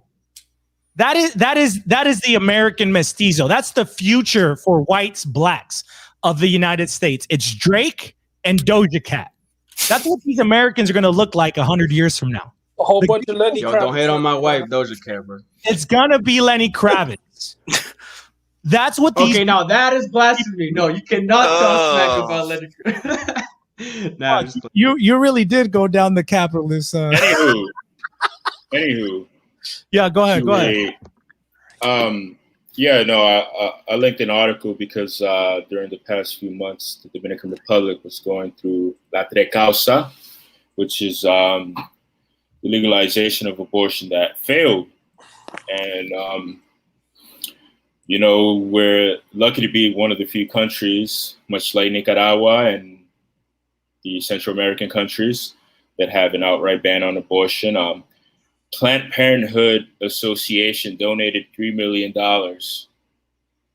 to the pro-life movement, pro-choice movement, to put pressure on the Dominican Republic to legalize abortion. Now, this failed. It failed in the... Glory to God. Glory to God. Glory to God.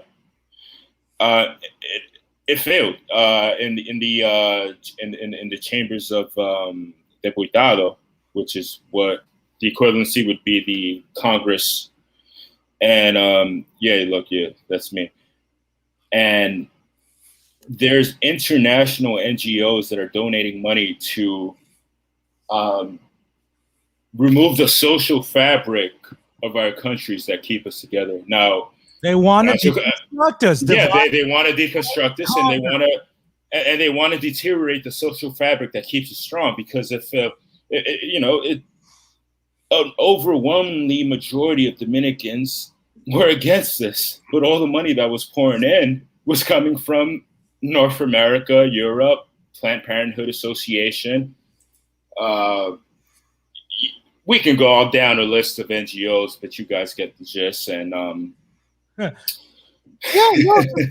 this is reality. These people, look, man.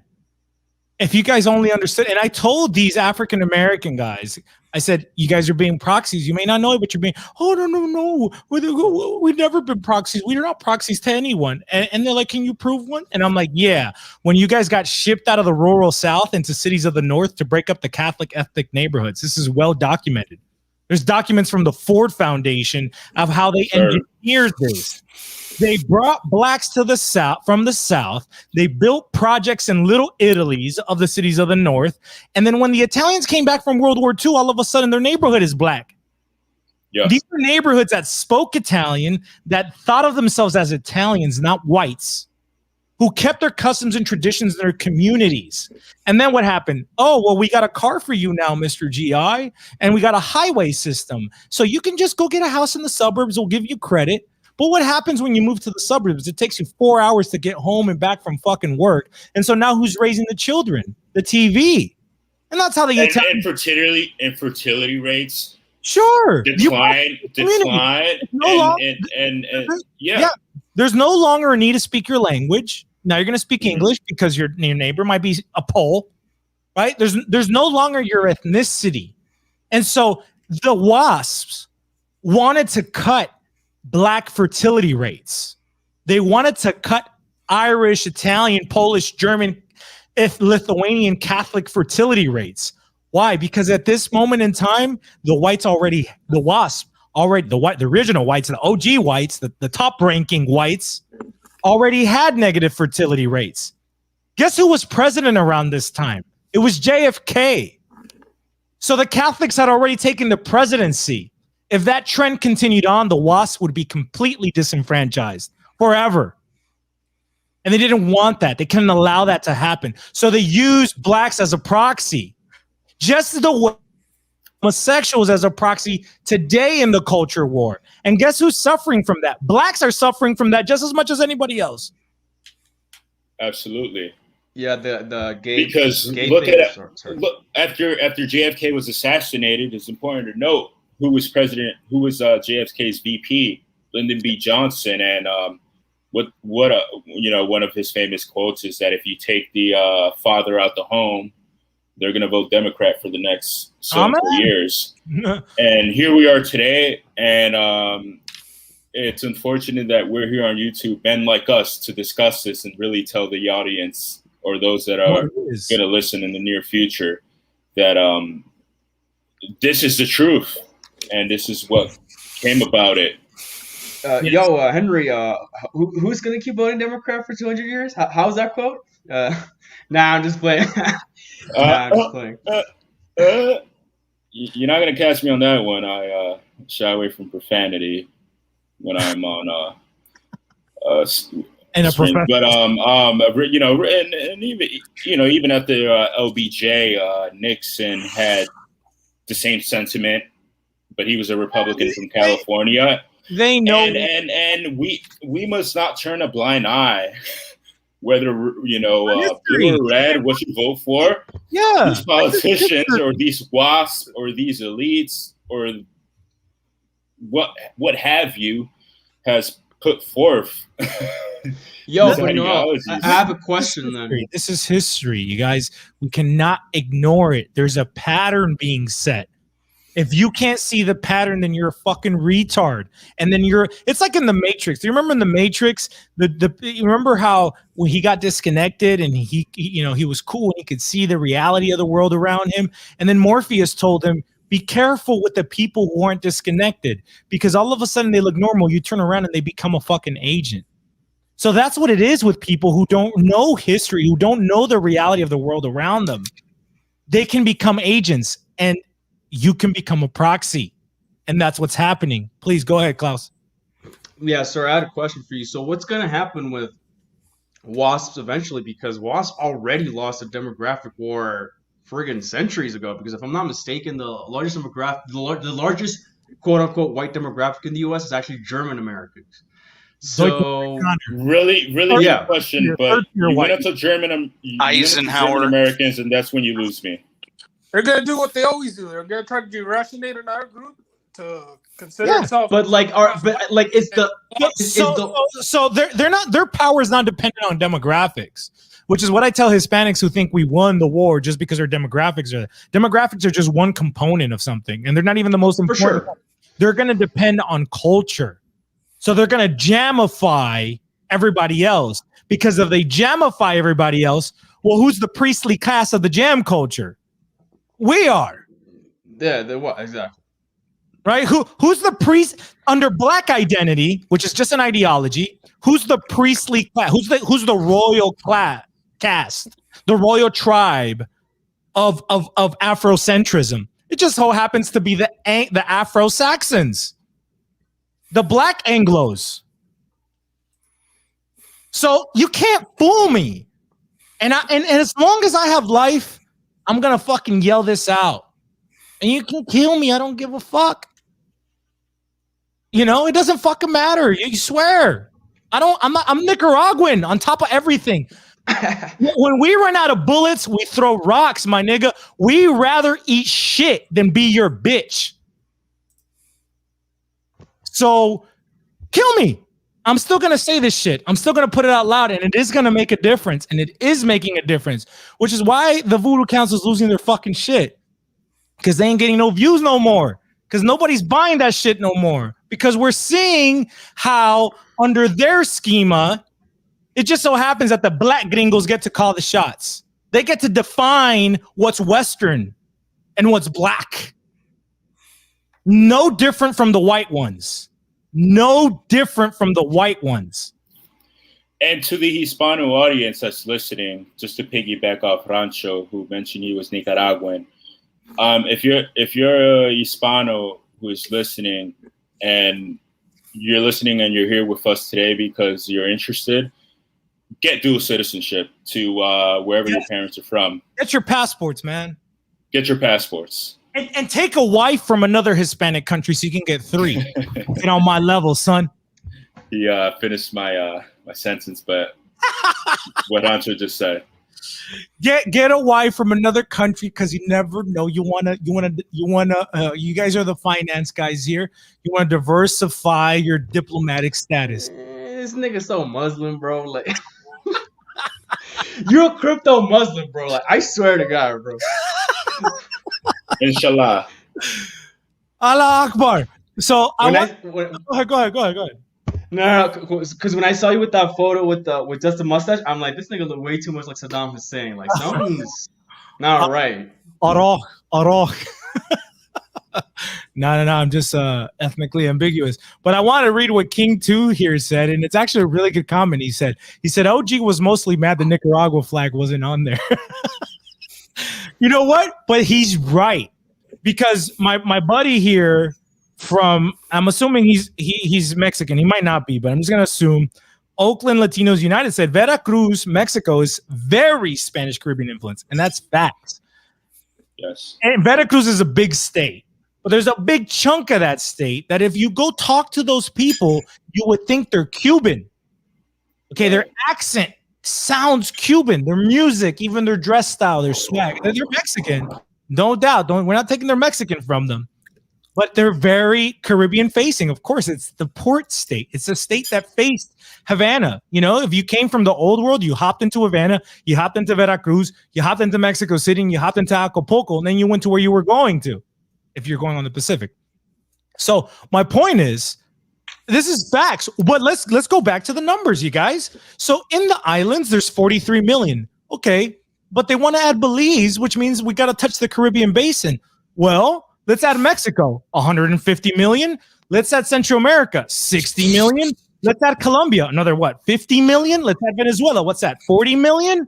So now you're looking at 90 million plus 150. That's 250.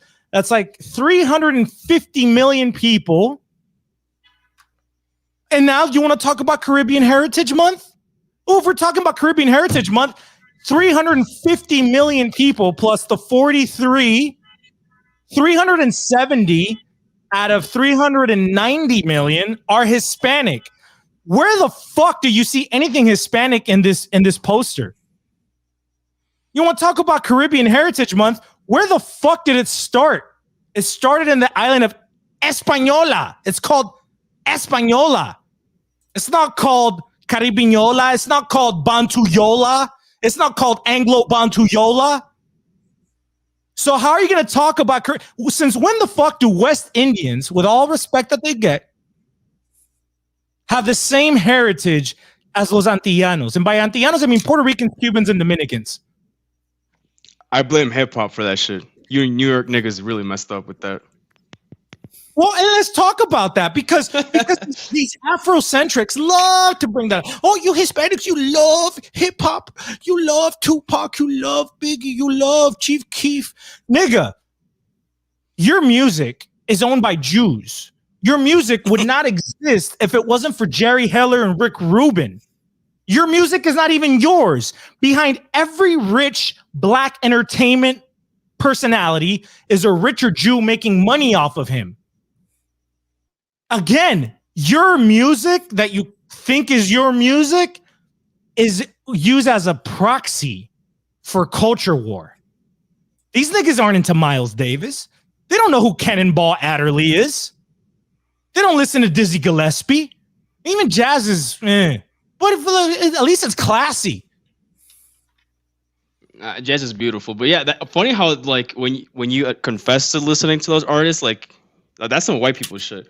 But I was mostly referring to how Antillanos and Jamaicans kind of invented hip hop in a way. There was also African Americans, of course. So I guess they want to make that sort of connection in New York, where I guess there is some sort of maybe not assimilation, but interaction between all Caribbean communities, Spanish speaking, English speaking, and whatnot. But damn, you went ham on the jam, bro. Shit.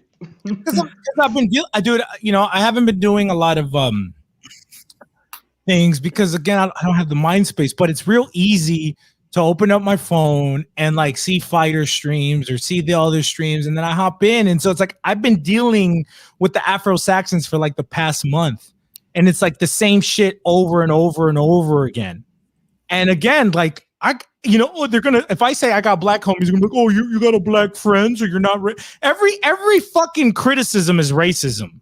Like I can't tell a fucking African American, hey buddy, your shoe's untied, because he's gonna be like, oh, you're fucking racist. You can't say shit to these people. Hey bro, your breath smells. You want a fucking mint? Oh no, you're racist. My breath smells good. You're just holding me to a white breath standard.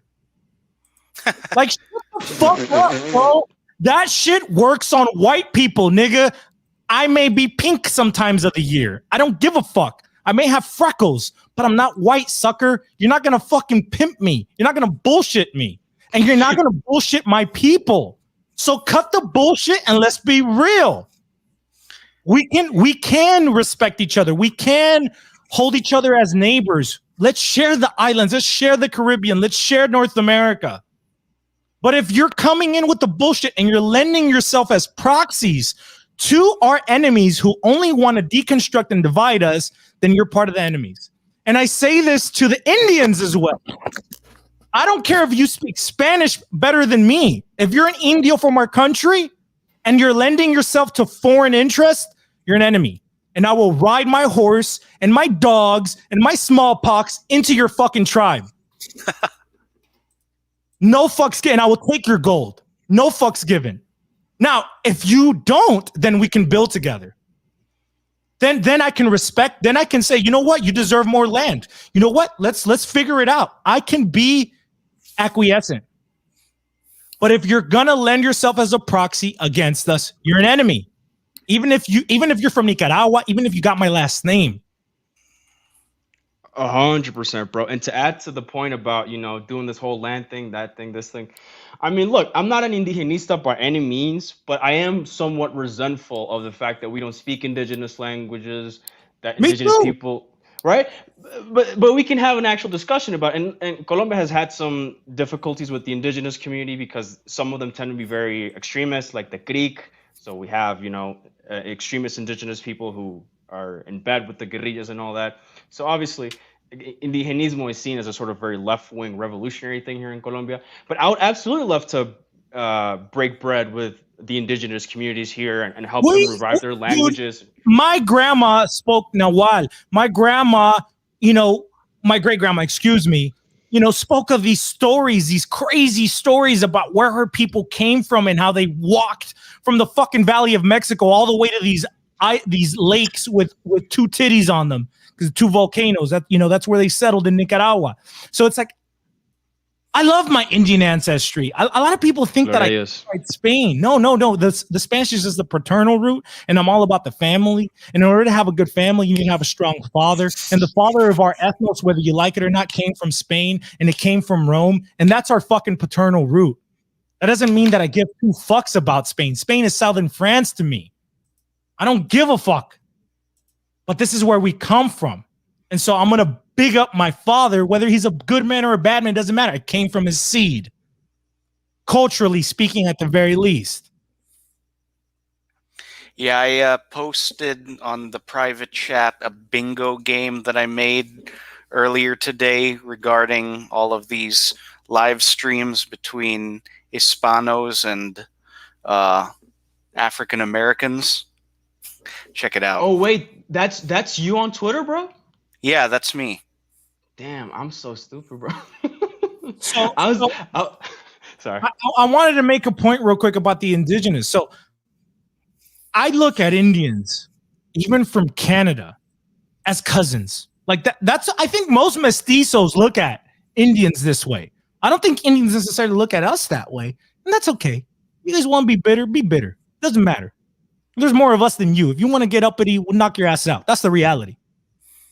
All right. But I look at them like cousins. I want to help them. I wish every Nicaraguan spoke Nahuatl. We should. All the place names are in Nahuatl. Why don't we speak that language too? I'm all about that. I don't think we have to be against each other. And I get it. I get the fear. I get that,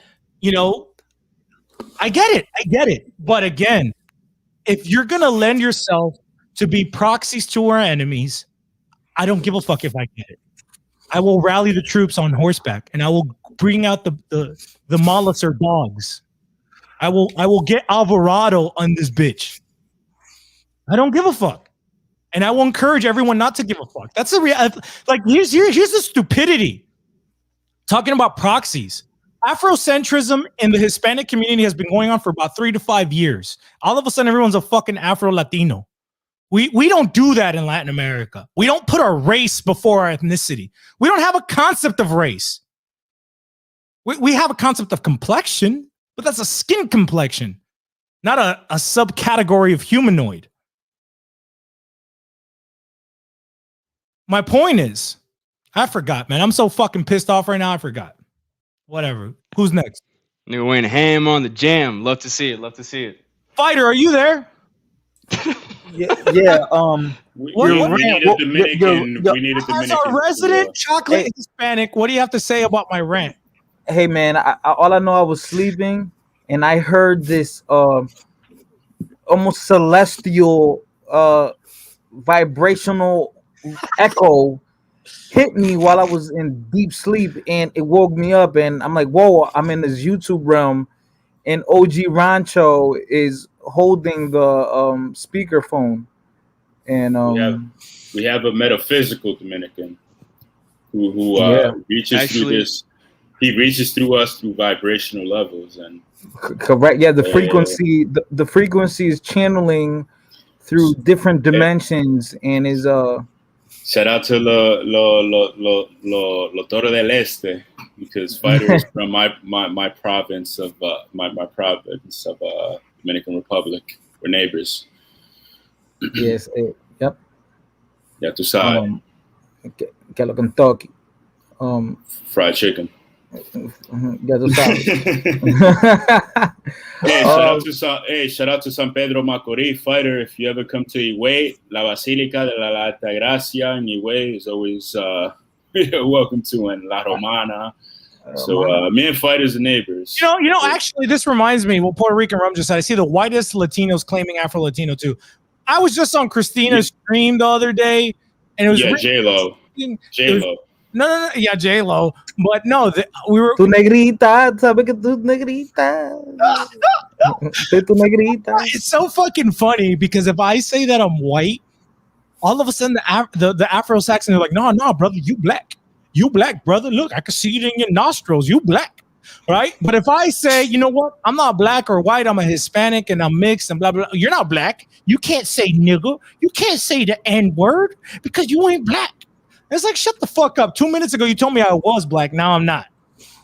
I'm black when I can work for you and your agenda. But as soon as I challenge your agenda, I'm no longer black enough for you. Hypocrites. Fucking hypocrites. But on Christina's last stream, there was that girl from Dominican Republic from Spain. She was a Spaniard. She had a lisp, but she's Dominican, right? And she admitted herself how she never had any racial consciousness until she got on YouTube, and all of a sudden she realized that she's an Afro-Latina. And she doesn't look much more African than me, to be honest with you guys. Maybe 10%, maybe 5% more. I mean, just a ridiculous. She doesn't look black. She's not confused. The irony was that in my looking for attention. That's what it is. You bring. Say it again, Fonz. We didn't hear you, brother. No, I said I'm assuming this is a single woman. Maybe, yes, and that's what I wanted to bring up. That we have to see here. This is actually what I wanted to touch on. The irony of the Afrocentrism in the Hispanic community, of the indigenism in the Hispanic community, is that it's given birth to us. All you guys are doing, the women and the faggots, overwhelmingly is women and faggots, whether they're faggots out of the closet or faggots in the closet, they're faggots nonetheless, is you're giving birth to us. The Hispanoteps. That's what you call us, right? And so you're waking up the machos. You're waking up the niggas who knock niggas out and bury them, who throw them into fucking buckets of acid. Like, you're waking up the wrong people. Amazing. You're waking up the wrong people. You are feeding the Hispanic ethnic consciousness. Amazing. So keep going.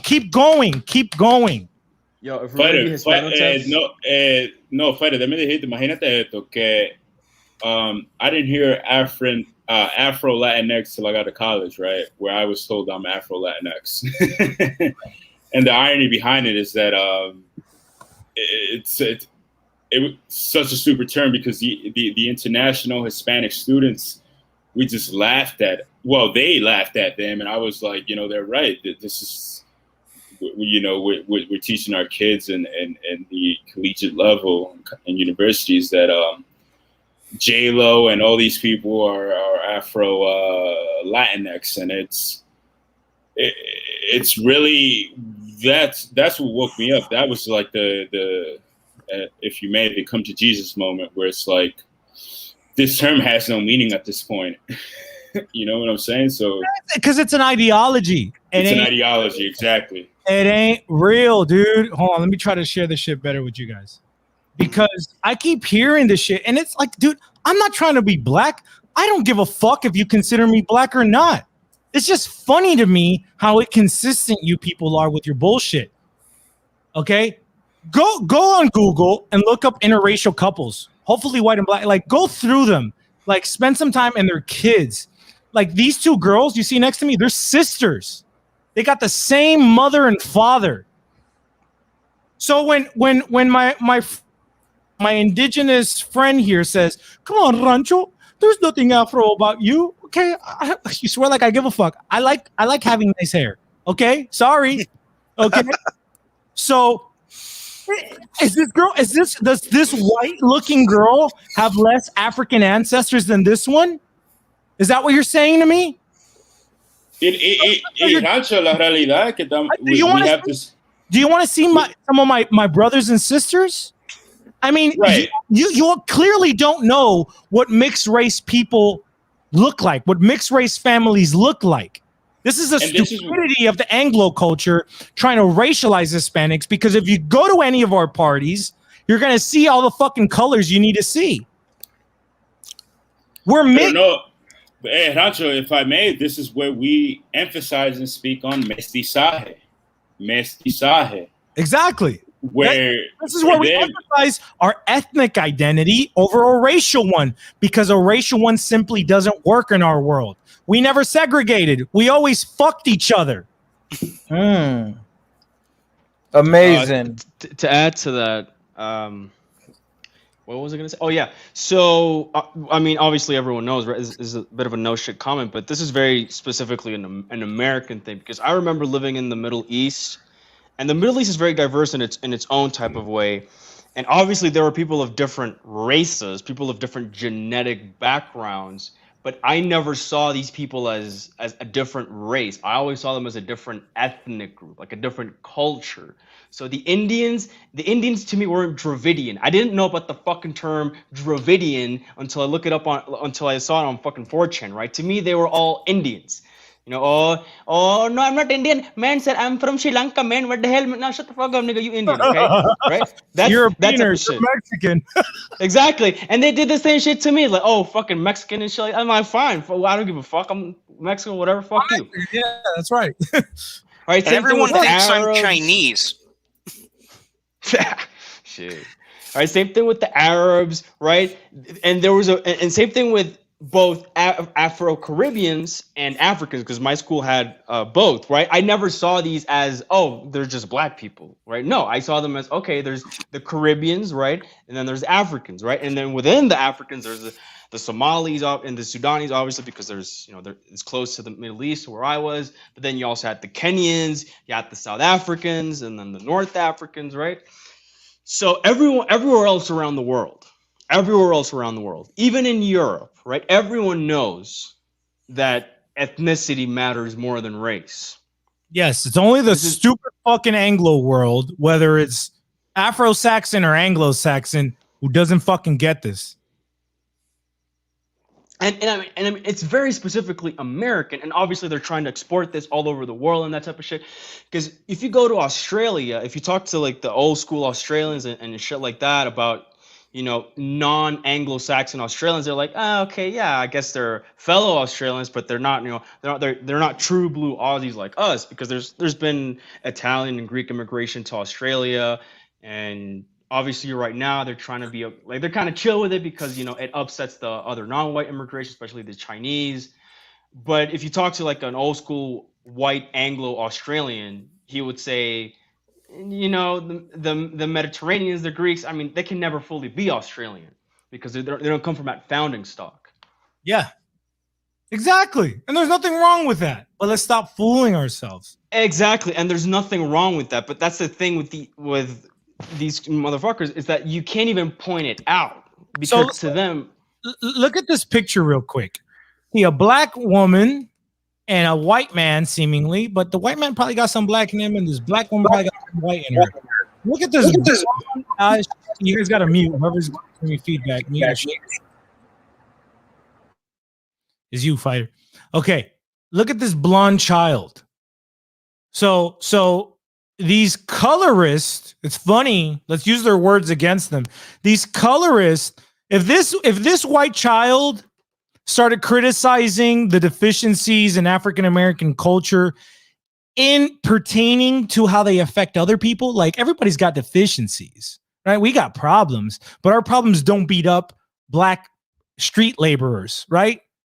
Our problems don't spread on Asian elderly people. Your problems do, which is why we talk about them. Now, if this little lovely blonde girl started talking about these things on YouTube, all of a sudden everyone's going to be like, oh, you can't say that because you're not black. But you got a black mom. I mean, my dad is not too different from this little girl in complexion and mix-wise. Like, he's not. I mean, he's a little bit more mestizo looking, but you can still see the Africa in his ass. Even my mom, who looks Asian. My mom looks Asian. My mom looks Filipino. But you can see the Africa in her. It's in there. It's in there. Detrás de las orejas, behind the ears. So you tell me how much black I gotta have in order to criticize black people. You tell me white people, again, because the whites do this shit too, how much white I gotta have in order to be included in your club. How about this? Fuck both of your clubs. Stick them both up your fucking ass. You're both beautiful. Hey, Rancho. Dígame. Your tint isn't right within. So your tint. My tint? What the fuck is that? Oh, my tint. Yeah, your tint isn't right within. You can't speak. Your hair's too good. Your hair's too nice. It's too smooth curls. We need them nappy curls in order for you to say something. Whoa! I don't like I don't like the word nappy. What is nappy? I'm gonna find the etymology of nappy. I'll be right back, guys. Okay, so check this out. Our friend Tercio just brought this up. He sent this to me as a reminder. I forgot who made this. I think somebody in the Discord made this. Whatever. So this is mestizaje according to the Anglos, that everyone just clumps in and becomes one like blob race, which is true because their mestizaje is degenerate. They're all going to become Drakes, Doja Cats, and Lenny Kravitz. Anglo mulatto Jews. Okay, this is us over here. This is the Hispanic world, the Católico world, right? These are the three racial roots if you want to reduce them to that. But let's just play with that. You know, some of us might be more here, right? More white, more Indian. Some of us might be more here. Some of us might be here. Some of us might be here. Some of us might be here. We're all over the fucking place. When you're so mixed like we are, you're all over the fucking place, and it doesn't matter. I got cousins who could pass as white, who are just white, and they like white girls. They like girls who are light-skinned and got light hair and got flat asses. Hey, my nigga, go marry yourself a white girl. Nobody loses a breath. Nobody gives a fuck. Nobody's saying, oh my God, you're trying to preserve the right white race. Nobody gives a fuck. I got cousins who are chocolate, and they like themselves black girls. And so they're going to have black kids because, you know, that's what he likes and that's what he's going to get. And then I got cousins who are white, and I got cousins who like black girls. And I got cousins who are black on the black side, and they like white girls. And so their kids are going to be, nobody gives a fuck. Nobody gives a fuck. In Latin America, nobody gives a fuck who you're married. As long as the person you're marrying got good genetics, means that they're handsome, that they're tall, that they look healthy, that they're intelligent, that they're charming, that they got social skills. Nobody in Latin America in their right fucking mind is going to be like, oh, marry a white one, even though he's fat, short, got a little dick, flat ass, stupid as fuck, no social skills. No smart grandmother will tell her granddaughter to marry that white guy.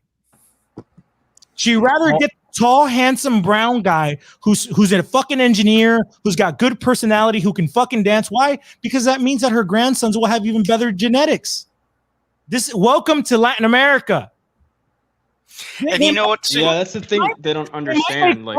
They might make fun of him because he's got nappy hair. Or call you a Guatemalan. My fucking mother-in-law, who's half Lebanese, half mestiza, okay, from Colombia, calls me the Guatemalan.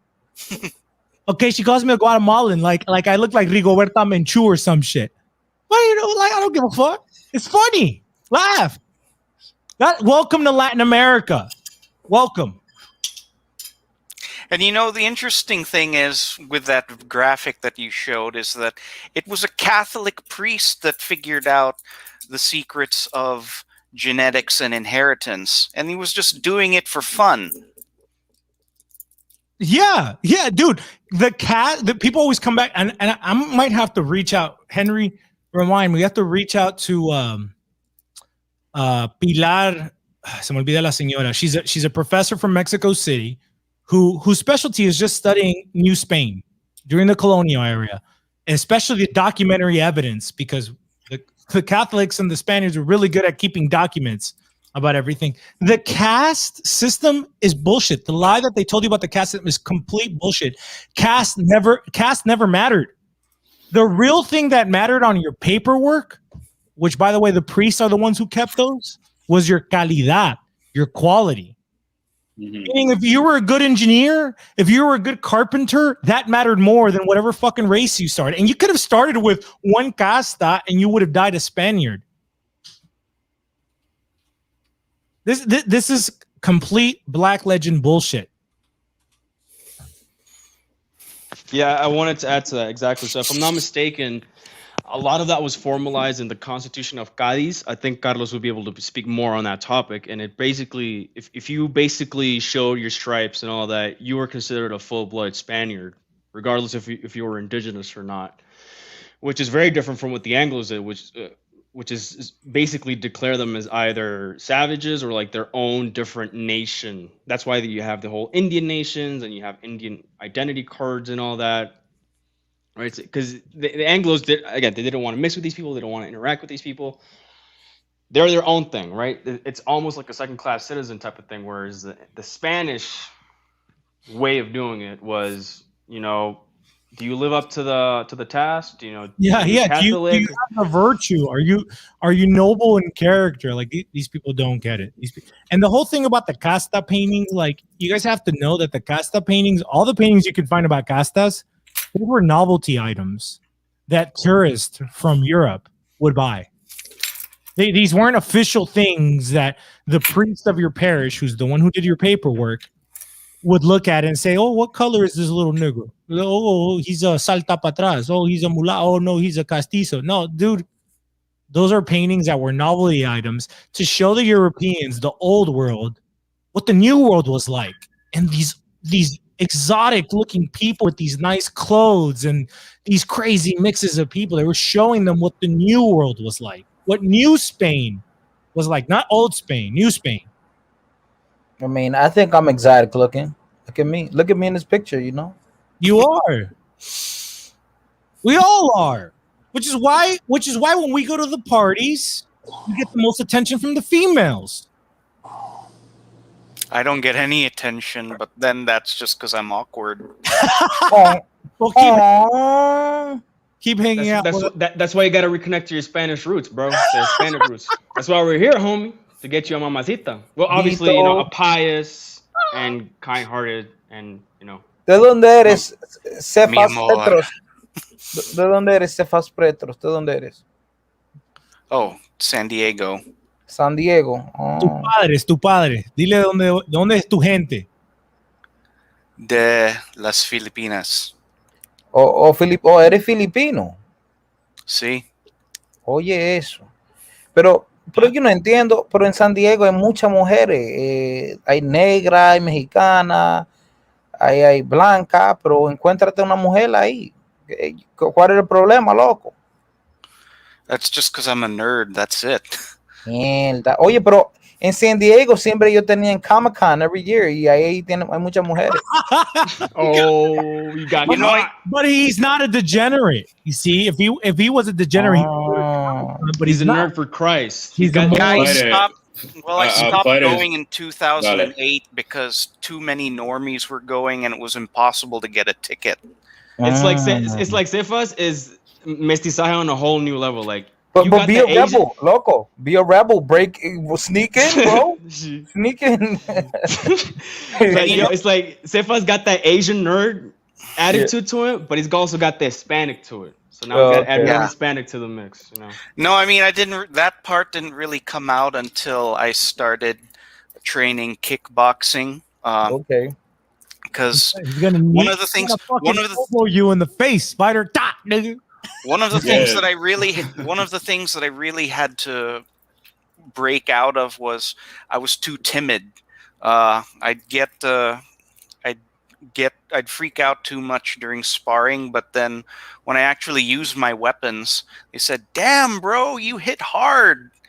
They're afraid of my right. There you go. There you go. Listen, all that no fap paid off, brother.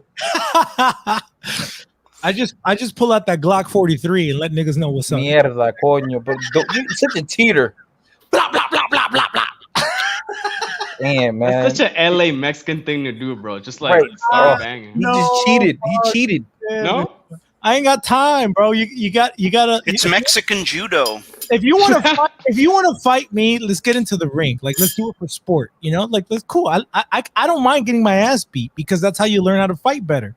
But if you're gonna fuck with me on the streets, like I'm gonna fight you, bro. Like if you want to fuck with me, you're gonna get stabbed or you're gonna get shot. Damn. Actually, no, you're 100% correct on that because if it's an actual, because that could be a life or death situation. I mean, it is a life or death situation because you literally never know. So yeah, when people are trying to bother you in the streets, you do have to have some self-defense with you. No, absolutely, no question. I'm not saying I'm not gonna like punch somebody. Like I know how to box. I know how to fight. Like I've trained. You know what I'm saying? But it's like I don't know. Maybe it is an LA thing. Like I don't know if this nigga wants to kill me. Like he's not. No. I was kind of joking. Sports. He's not doing it for the sport. You know. Yeah. No. I was joking when I said that because being Colombian, like jiu-jitsu and Krav Maga and kickboxing, that's just not gonna save you from fucking carjackers and like. You know, fucking. Los maricas con parrilleros, esos con dos pistolas, dos piros. Like that's not like kickboxing isn't gonna save you from that. Yeah, you do have to have your own self-defense. Last time I beat somebody. But in Spanish is very Dominican. Y fighter, la verdad que se te salió la I. O sea que tú me suenas más cibaeño que. O si vaya, no me diga eso, loco. Oye, es que mi hermano, no diga eso. Oye, güey, voy a hablar argentino, soy de España. No me digas eso, porque yo soy dominicano, de Nueva York y he vivido, mi familia viene de San Pedro de Macorís. Yo viví en Bonado. No. Fighter is more Spaniard than Radical is African. Monseñor Noel es la provincia en cual que le viví. Vuestra merced, ¿qué me dice? Vos no mames, güey. Hey, yo, somebody. Tiene height ahí, no jodas. Señor Filo said, learn Spanish fencing. Spanish fencing evolved, bro, and it became Nicaraguan machetero arts. That's what. Shit, my nigga. I would love to learn fencing. I fenced in college. I fenced in college for a year. Damn, Fancy Henry, Fancy. That's gonna be your new name, Henry. Fancy Henry. I mean, Henry gonna stab you in style, bro. Henry, fucking white boy. Put Henrock on the big screen.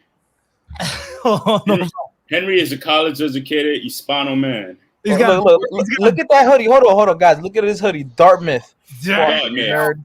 You don't fuck with you illiterate beaner fucks. He's some real high IQ castizo shit, bro. Yeah. Shout out to Carlos. And he will stab you with grace. He'll be like, touche, nigga. Boom. Stab you. That's and he'll call his lawyer immediately. His Jewish ass lawyer, like, yo, Mr. Goldberg, you ain't gonna believe this one. Goldberg on speed dial. Yeah. Hey, Mr. Ghosty, man. They're trying to take me in on insider trading. Shit is a fraud. Oh yeah, and I stabbed the Dominican guy. I stabbed the Dominican guy too. Yeah, I just came from uptown, but I had to go back downtown to make my trades. Filipinos are obsessed with knives, and we also make our own 1911 in the islands. Yeah. Oh, really? Okay. Dude, Filipinos. Oh shit! You guys put those big old knives on those. Dude, Filipinos don't fuck around, dog. They literally make guns in their backyard. Yeah, I mean, yeah, the gun company in the Philippines is called Arms Score, and they make 1911s. It's like Rock Island. Rock Island is from there too. I need that is the parent company of Rock Island. Oh, got you. Now in the Philippines, you have the right to bear arms. It doesn't matter. Well, you know, my cousin right to give a cop $20 to shut the fuck up and go away. My cousin was having a religious dispute with a neighbor. He was talking, and then the neighbor pulled a gun on him. It's like, wow. It gets there. Yeah, no, Philip, dude, they literally will melt plumbing in their backyard. They got like some kind of a fucking homemade kiln, and they'll hammer a fucking gun out of it. I'm not playing, dude. They do shit like this. Damn it. They don't fuck around, dog. It's quite fascinating. Yeah, man, you can get good homemade guns in the Philippines. And there's that British guy who made his own submachine gun out of square pipe. Yeah. It's definitely possible, regardless of what the rules say. Personally, in Nicaragua, you just pay a cop, $10 to shut the fuck up. It goes away. That's it. I mean, it's not like here where cops are heroes. Cops over there are like garbage men with a badge. Yeah. So that's how it works. Any final thoughts from you gentlemen as we wrapped up the show? We've been going to 3.5. I'm ready to go hang out with my wife. Talk to me. Any final thoughts, points you guys want to make? Fine, ladies first. Oh, Brian. Okay, I'm sorry. Hey, all right, sorry. No, I was actually going to go first. Okay, fine. I'll go first. All right, go ahead, Klaus. Hey, right. I will never deny a lady her. Ladies first, bro. Shit. All right, guys. I want to really thank OG from the bottom of my heart. Thank you very much for always putting me on the streams. It's kind of funny that the first stream I appeared on, I was in Manizales, and I'm actually here. Sorry, I'm actually here right now as well. And he's in the coffee capital, bro. Yeah, for real. And man, it's been kind of a wild ride. It's crazy, and this hasn't even started yet. We haven't even started on all the great stuff. We're just warming the car up, man. We haven't pulled out of the driveway.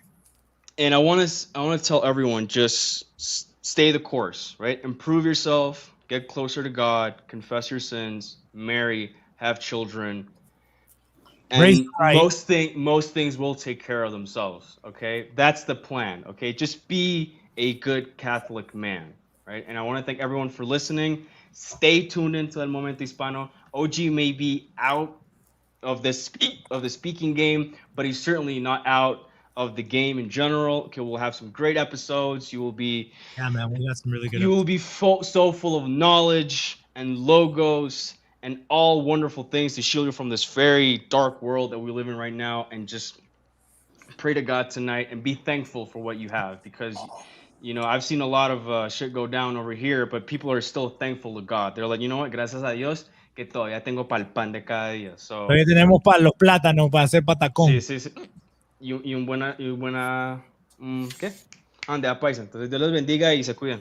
Hey, wait, Klaus, remind them of you got a channel. Remind them of the other thing too, the podcast channels and whatever. Yeah. Oh, right. Yeah. Everybody. So yeah. So honestly, I'm the hype man, Klaus. We got a special guest coming on in the house.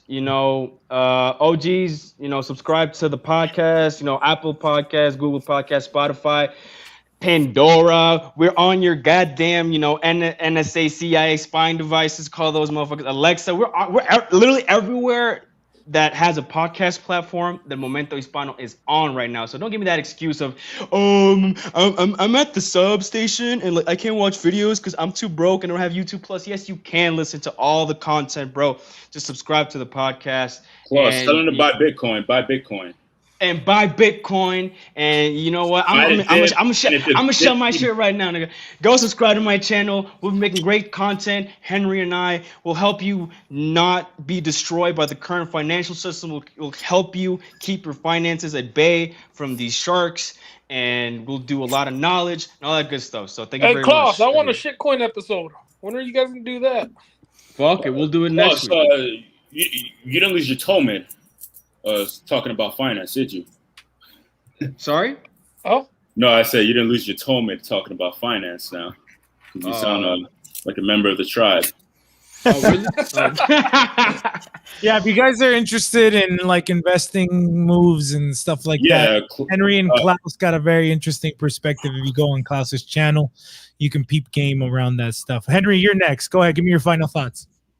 Yeah, just to piggyback off my Sephardic brother who told you to buy Bitcoin. You shouldn't listen to him. You should listen to me, because a colombiano, bueno, yo me lo cuento muy malandro, pero son maleantes esa gente. Así. Oye, pez huevón, ¿cómo así, marica? ¿Está muy alzado o qué? Más no estás. Tigre, no me hablas así. Parido, puta, pues, me oigo, huevo, no me. Ahí mando ese abusador que está en Colombia ahora y yo lo ubico para que te busque a ti. No, es relajo, pero en serio, seriously speaking, again, Rancho, I'm honored to be on here, and the knowledge that you drop for us, for me, for men here on the panel, and for those in the audience means a lot. And I hope that in the near future we can continue these conversations because they're very much needed. Pero yeah, Klaus and I, we got special guests, and we talk about finance because we didn't converse during the whatever you guys called it in Spain. We snuck out, so we're here to help those that need help in their finances and rebuilding their credit. Yeah, Sephardics rebuilding the credit by rebuilding the debt. Rebuilding the Hispano man by rebuilding the Beaners credit. Yeah.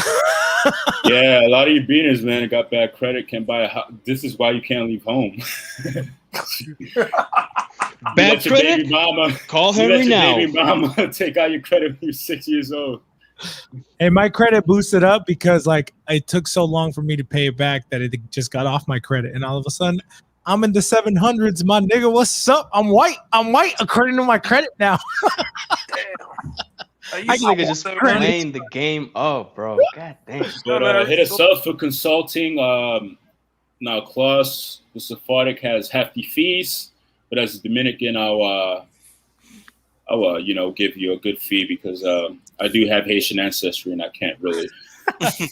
No, I'm fucking around with y'all, but in seriousness, where do I finish off? What's my conclusion here? I don't know.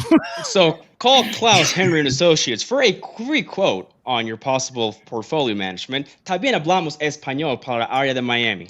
Parlez-vous François? Un petit peu pour la population française. Haïtien.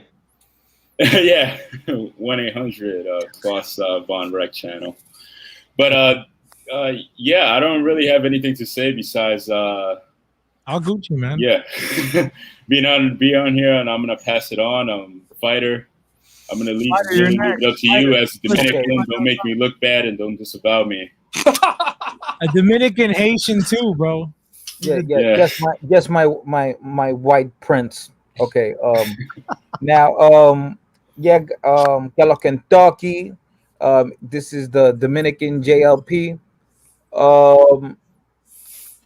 Yeah, I love this channel. I come to troll. I can come to learn in here. Hopefully, I'll be in Dominican Republic this summer, and hopefully, if I do, I will be interviewing people, asking about Trujillo, asking about the history of DR, colorism, issues, plights against Haitians. What race they are? Be like, ¿Qué raza tú eres? Yeah. So and Diablo, no relajo decir que yo estoy buscando empleo ahí para que me construye una casa ahí en el barrio, pero dime a ver si tú me buscas unos tigres ahí, un haitiano ahí que me, ¿sabes? Que te lo hagan barato. Que me lo hagan barato, que me construya bueno, bien pero si tú haces eso, tú no eres nacionalista. Porque si tú no estás ayudando a la economía dominicana y los bolsillos dominicanos para que puedan nutrir. No, loco, pero no relajes así porque yo te estoy empleando a ti. Yo Ay, mi trabajo, loco. Se pasé. Oye, mijo, lo barato sale caro. No, porque Fire me tiró que está buscando trabajo ahí. Yo le estoy dando trabajo. Okay. Empleo. Maybe soy haitiano, no sabemos todavía, pero oye. Friday I will be going live with the beautiful Dominican Extina, and Are you gonna have a CC on there? No, Extina told me, Fighter, you better not have him on. I'm like, all right. I'm gonna get on. Christina, you better get ready, girl. Don't forget to bring your bingo card that I made on Twitter. Bingo card. I got. You know what, man? Fighter, pero dile a ese tigre macho que si no trajo cigarro puro, ¿sabes? Unos cigarros finos de Yamasá o de Tamborí, porque el tigre andaba y montado ahí, yo lo vi ahí montado. ¿Cuál una fue ese? jipeta del año, el ¿Cuál tigre fue Macho ahí. So if we meet up on the next live stream y Macho de relambío, hay problema. Pero, Macho, ¿con quién? ¿Con quién? For the stream with all of us. Si Macho viene de sin vergüenza, sin cigarro. O una botella Brugal, una botella verdad. Pero no, que si... No, la verdad que si no trae una botella falsificada, hay problema. Bueno, we're rubbing alcohol. Fight in the first sip. No. ¿Por qué? Porque soy el prieto. No. Soy prieto, pero no bruto, ¿oíste?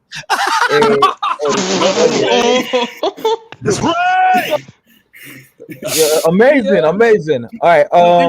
Es que yo no tengo cuarto en los bolsillos para darte, pero te voy a darte una botella, Macho. No, tú vas a ver primero.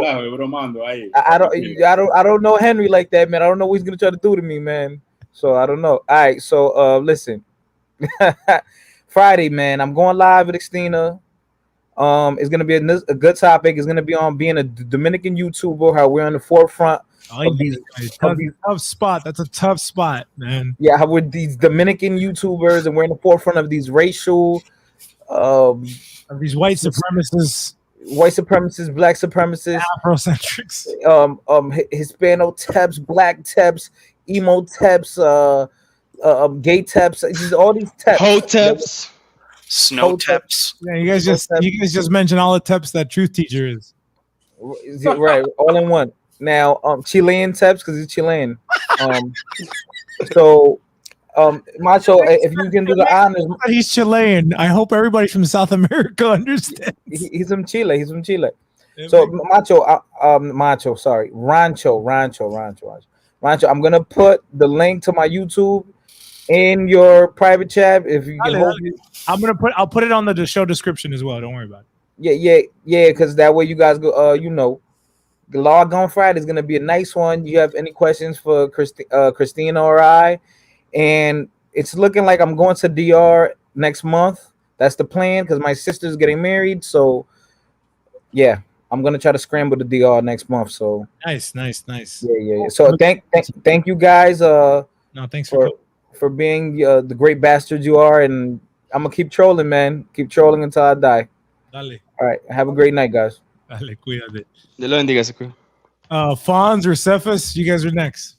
Well, shoot. I'll shoot a little bit. I might actually get started on like one of the 1,000 projects I promised you I was going to start. I'm thinking of doing something with this book of Rock and Sand. I'm almost gone through it, so I might as well. Yeah, just take some notes on it, and we'll go from there, man. I know you read a lot, so and I know that it'll be easier once like we have a system in place that's organized that can basically take advantage of the readers. Like if you're reading, you might as well just like turn in some notes to us, and hopefully we can make an episode out of it. Yeah, I've just been kind of lagging though, honestly. Like I finally started reading again. There's a lot of material we got to go through, so yeah, exactly. Someone's got to do it. So yeah, that's true. Yeah. Now, but be looking forward because Fonz will probably be doing a lot of co-hosting as we cycle through everybody who'll be taking charge of episodes in the future. So yeah. Let me see. I think that's all I got. Dale. Cephas, you got any final thoughts or words for us, brother? Subscribe to Inquisidor's channel. And your channel too. Make sure you send. I'll find it either way. I'm gonna add everybody's channel in the show description. Yeah.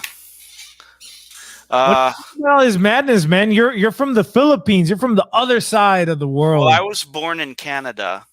Oh, fuck. So that probably explains why I speak so slowly. And properly. Damn, we got a Canadian spy up in this hole. Damn, we didn't even know that. These niggas be sneaky like that, bro. Rather why he enunciates his words so well. Maybe a Canadian thing. Yeah, exactly. He speaks properly. Now let me sign off with my taco impersonation. I'm just reading this from his Twitter. The Catechism calls us to correct the sinner in error.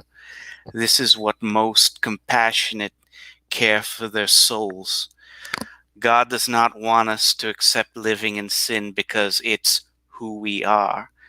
Scripture says fornicators will not enter heaven, gay or straight.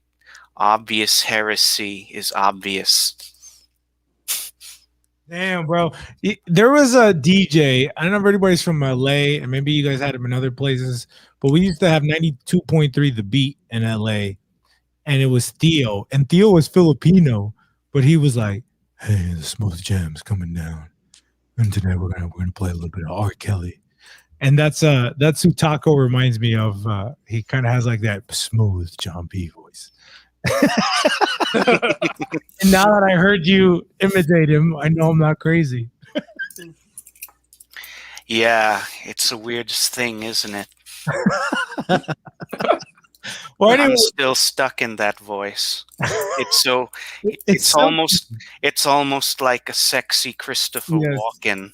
Yes, it's silky. It's New York, man. It's East Coast. It's East Coast. That's the East Coast. But anyways, I will give some final words here. I want to respond to Noé Way. How do we stop Hispanics from consuming rap music and black culture? Listen to Hispanic music. You know, that's what a lot of the stuff people were saying here. Puerto Rican Rum said that.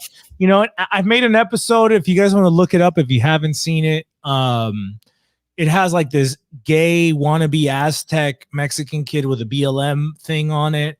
And it talks about the Latinxers and how to defend our Hispanic Africanicity without, you know, towing to the African Americans or something like that. I don't know, look it up.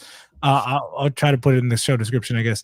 But if you look at that episode, you know, especially this is more relevant, of course, from the people from the Caribbean region. Not everyone necessarily has to deal with this issue. But the people from the islands, the people from the Spanish Main, let's call it, you know, there's nothing wrong with celebrating our African heritage or roots. I don't deny them. I don't have a problem with them. I'm not like Andy, who like, you know, is ridiculous and tries to deny it or tries to belittle it.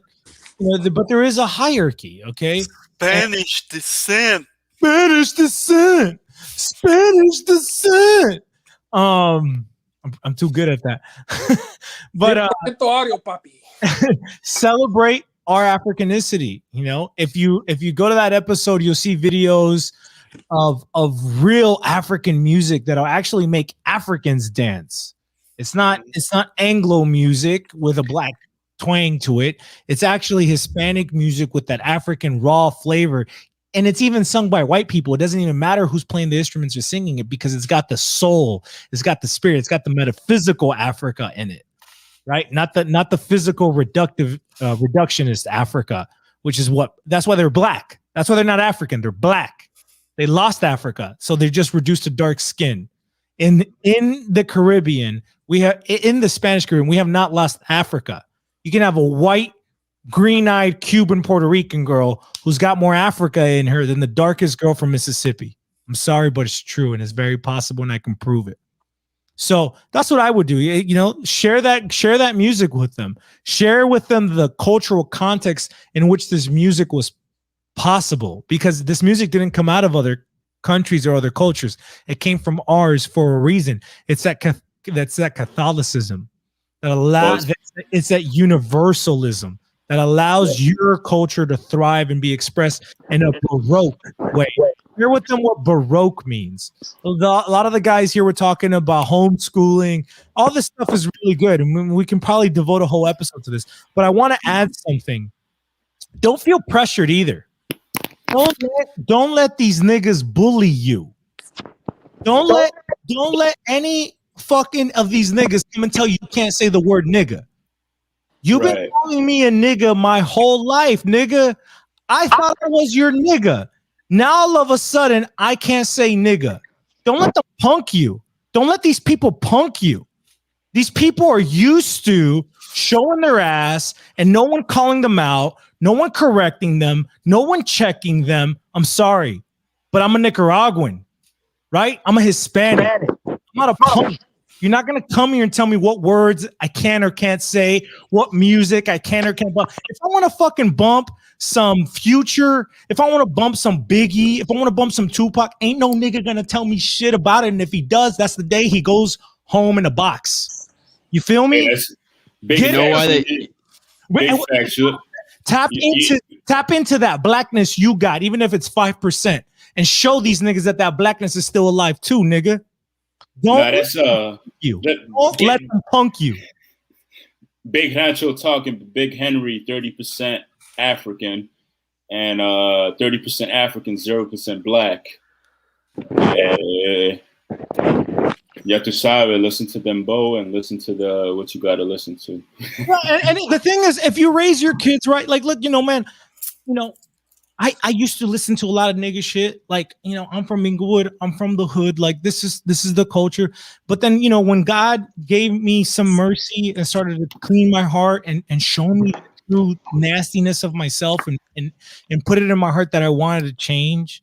I remember one time I was driving through Oregon, right? And I had just left this like really beautiful there's a beautiful sanctuary in Portland. It's like into a cliff where it's a Catholic sanctuary, and they have beautiful like statues, and they have the ¿cómo que le dicen? La procesión de la cruz. Processional cross. Yeah, they have like all the stations. It's beautiful. You'll see like Vietnamese Catholic stuff. You'll see Catholic stuff from all over the world, right? And then I remember, I was going to a trade show and we're driving back to LA from fucking Portland. And, I got nigga shit in my music shit too. I put on some 3-6 Mafia. Okay, 3-6 Mafia. Until I die. That shit. And I swear to God, as soon as the car started playing that, you could feel, because we just left the sanctuary, you could feel the demons come into the car. You can feel the demons come into the car. And I had to pause the fucking music, and we all looked at each other. My business partners, my homies, my brothers, and we all like, what the fuck was that? And you know what we did? In order to get rid of that bad juju in the car, we put on some Gregorian chant. And we listened to Gregorian chant for 8 hours. So my point is that when you become woke to Christ, to logos, to spirituality, to your maker, you don't look for that anymore. When you know that that's poisonous, you just don't have the taste for it anymore. Even today, like I love Sade, I love music, like I love R&B, I love that, that's who I am. Like that's my feeling inside. That's, if you want to feel like Rancho, listen to some Sade all day. But sometimes I'll play some of that old shit that I used to like, and maybe I can listen to half of the song, and by the middle of the song, I'm like, this doesn't even sound good. It doesn't even sound aesthetically good. This is like noise. And then I go and play something truly good, something with some logos in it, to whatever extent, something with some real logos in it. So that's what happens. So if you raise your kids right, it's like alcohol. You can have a drink, you can have a shot or two, but don't get drunk, right? Don't get drunk. And that's the same shit with this type of culture and this type of music. We just got to recognize it for what it is. So with that, you guys, I love you. God bless you. Let me say a little prayer actually before we sign off. I got a little prayer here. Cephas, if you want to start a prayer for us as we sign off, and then I'll wrap up with a prayer here. All right, in the name of the Father, Son, Holy Ghost. Amen.